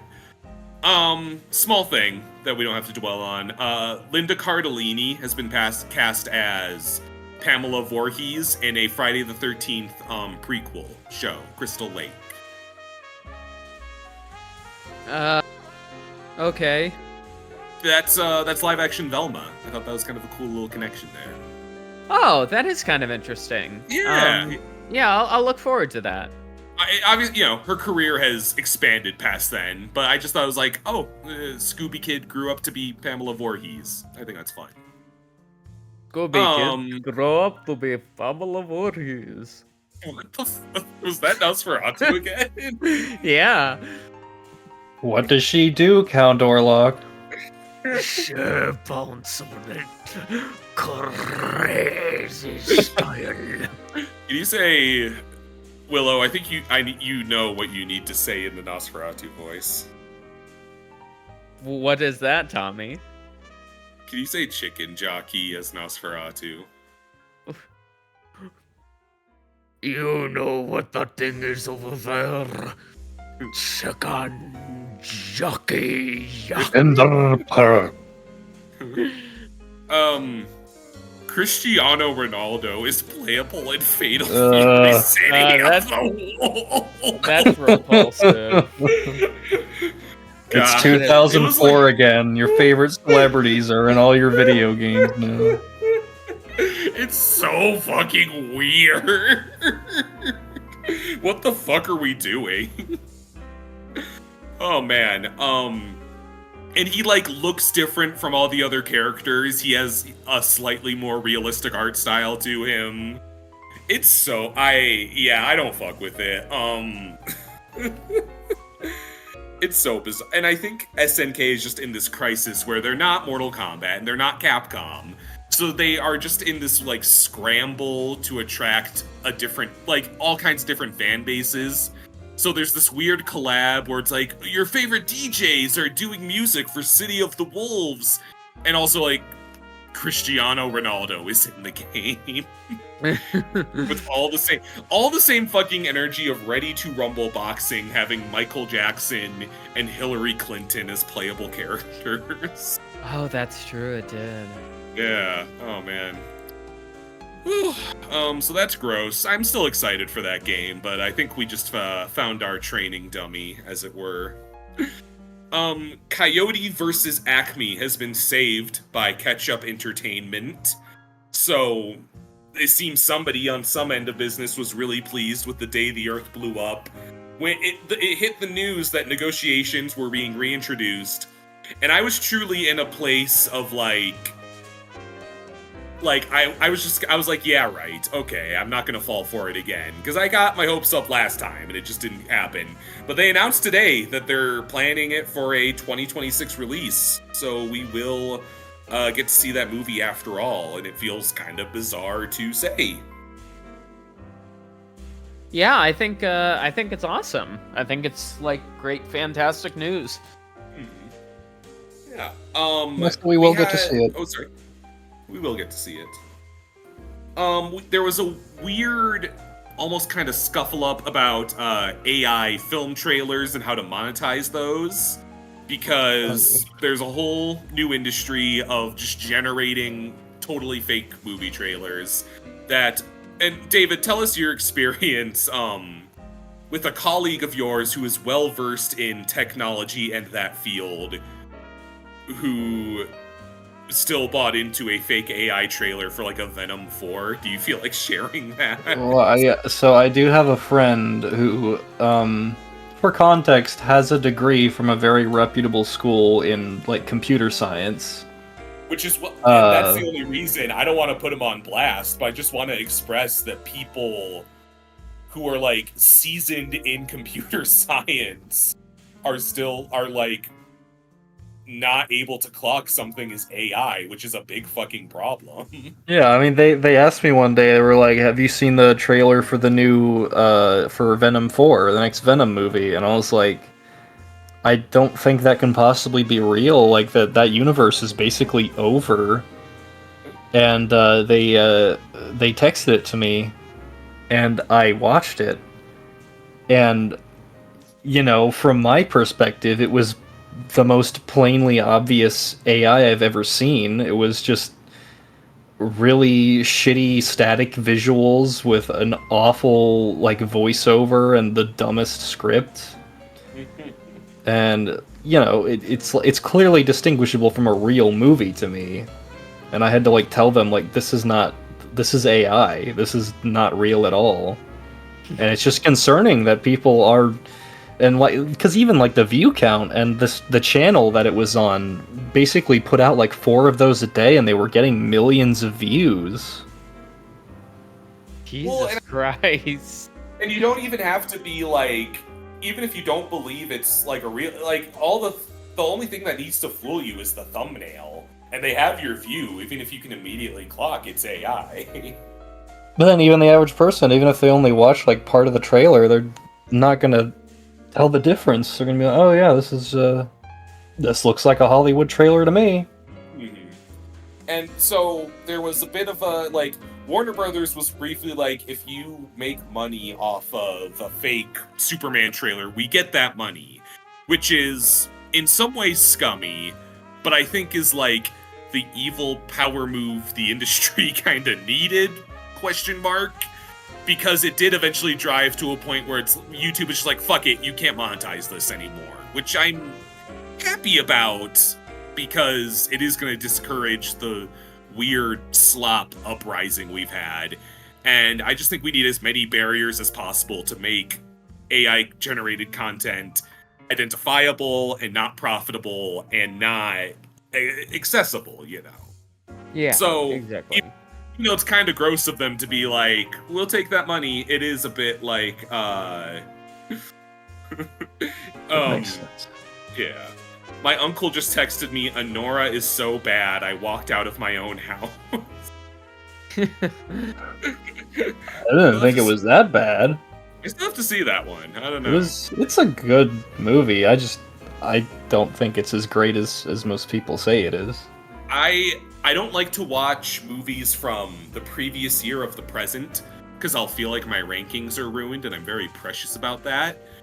And I shared that with my mother when I visited her, and I was like, my mom's about to beat my ass for being so neurotic. And she just like considers it for a moment and goes, well, what you should do is give one award every year for the movie you missed last year. And I was like, oh my god, you're the same brain poisoned that I am. The apple does not fall far from the tree. So maybe Anora will be applicable for that award. We watched Queer with Daniel Craig, my mother's review, in that spirit. And my mother's review was, they really overplayed the queerness. Now, Well, I was interesting. I was holding myself to save all CinemaCon news to preserve the kayfabe of this being a March podcast. There is, I think, one thing I am obligated to share that is breaking news. it has been announced as we record this that Spider-Man Beyond the Spider-Verse will be out June 4th, 2027. Oh, Yep. cool, let's go. Only 3 years later than the original estimated date. We also have a title for Spider-Man Brand New Day, which I think is the next Tom Holland one. Oh. Oh. Yeah. Yeah, there we go. Okay.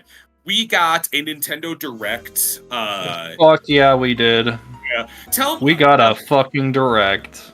I want to hear all about Tamodatchi Life, because this sounds pretty fun to me. I didn't play the original. Do you know anything about the original? I know Tamodatchi? you put in your Miis, and they're like on an island or in a town. It's basically Nintendo's version of The Sims. Oh, neat. Okay. There's a lot. I mean, it's a bit more, I think, tailored in the experience and in the interactions. You can't like drown Miis in the pool, I imagine. No, but like, there's still a lot of fun, like, customizability. And you get to sorry, go ahead.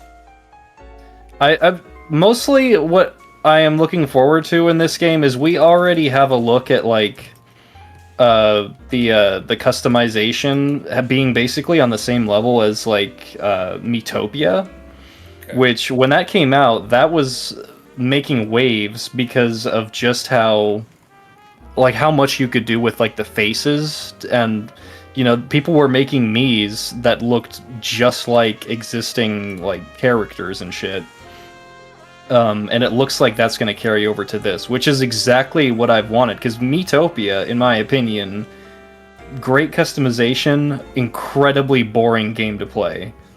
The original Tomodachi Life, not nearly as customizable, but still so much goddamn fun. I sunk so many hours into that. So I am just looking forward to that, but more. Like, I've really been wanting this for a while. And so that's like... That's probably tied for like my favorite announcement from that whole Direct. With Rhythm Heaven. That looks cool too. I could see myself getting like lost in a hole a la Animal Crossing with Tamodachi. Because do you just get to fill your town with like as many little people as you want to? Pretty much. I mean, the 3DS one had like a limit, but I would imagine that's because it was on the 3DS. I mean, this is going to be on presumably the Switch and the Switch 2. So the capacity is probably going to be way increased. I mean, the island looks bigger. I imagine there's going to be a lot more shit to do. So, like, honestly, I think that if you are into something like Animal Crossing, then you will probably like this. It's not like a life sim with stakes or anything. It's more just like I'm taking a cat from Gravity Rush and Kiryu from the Yakuza franchise and making them get married and have kids. That's fucking great. And do you control, like, you have your central character who's like yourself, and you just surround yourself with whoever you want? No, it's really more like you're like the omnipotent god of this world and just influencing everything that happens. I mean, you can make a character like based off yourself if you like, but I think everybody gets kind of equal attention in your little me ant farm. Alright, there we go. And I think I read up on the last one a little and how there was controversy about how you couldn't do same-sex relationships and how they want to remedy that. Presumably for another one. They're definitely going to fix that in this one. Nice. Alright. Okay.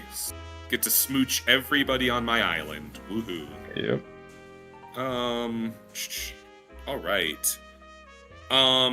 Oh, and yeah, there was Rhythm Heaven. We saw Rhythm Heaven, man. That's another like big Dav thing.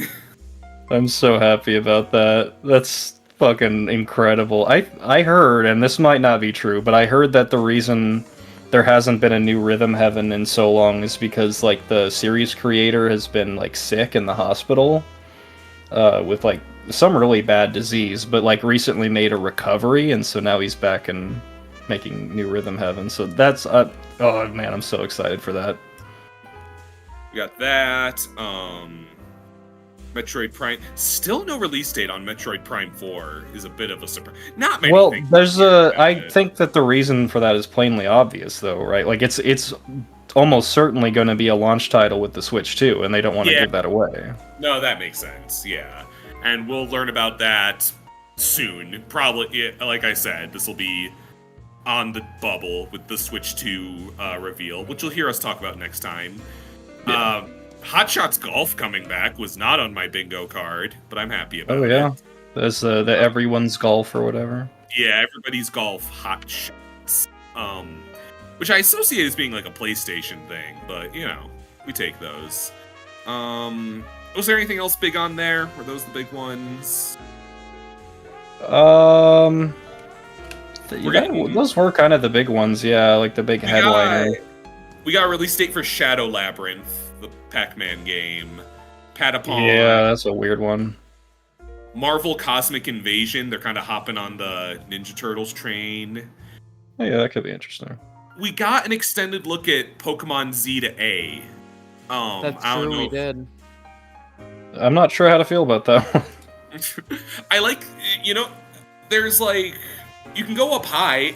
I think I'll give it this. Because last time we were talking about it, and we were like, and I think Willow especially was like, I don't see where the extra time went. I see it a little, and how you can, like, climb the buildings. That's a little fun. Sneak up on people.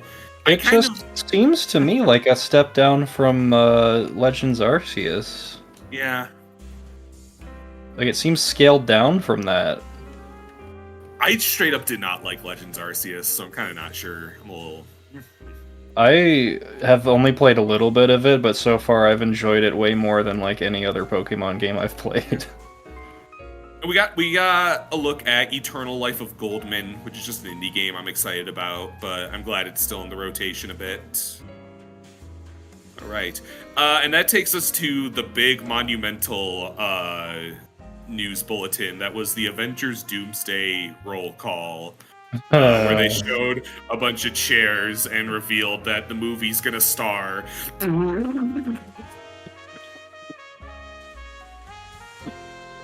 you okay, Tommy? What happened? Your mic just like... Oh, did that come through? I was blowing a raspberry. Not really. It sounded like you just did like a little death gasp and sighed on the call. I think this is stinky poo-poo. I think this is stupid. It is very dumb. It's not earned. I don't give a shit about the reheated X-Men nachos anymore. Fuck off. I hope you're fucking comfortable hearing Patrick that. Stewart again? Like, that kind of wore off with the last one. Yeah. They decapitated him. They beheaded him in that one. Which, yeah, it's another version. But it's also like, so it's not as special anymore if he's... They basically spoil that Taskmaster is going to die. Yeah. He is the only Thunderbolt who's not there. I'm sure they haven't revealed every character. I want us to acknowledge that we're living in a world where Ant-Man is more of a priority than Captain Marvel, because losers on the internet had to, like, turn that into a thing. I'm sure she'll be there, but fuck, dude. No Haley Steinfeld, either. Surprised me a bit, but like I said. Regardless, I think the only thing the Russo brothers should be directing is Traffic. Mm-hmm. Yeah. Fucking hacks. Fucking idiots. Stupid Carlton. Well, do we have... we'll see you next month for lots of CinemaCon updates. Hopefully positive reception to Switch 2. Yeah. Launch titles. I'm getting the words Sydney Sweeney is in talks to star in a Gundam movie tattooed across my back. Do we have any other news bits that I missed, perhaps? I think that pretty much covers it. Yeah, I think that's about it. Alright, well, I'm hoping that I will be a launch title on the Switch 2 before the day I die, June 15th. And I'm Tommy. And I am going to make sure that Tommy dies on that day. And I'm Willow. I died yesterday. I have diabetes. I'm Dev. Good night, everybody.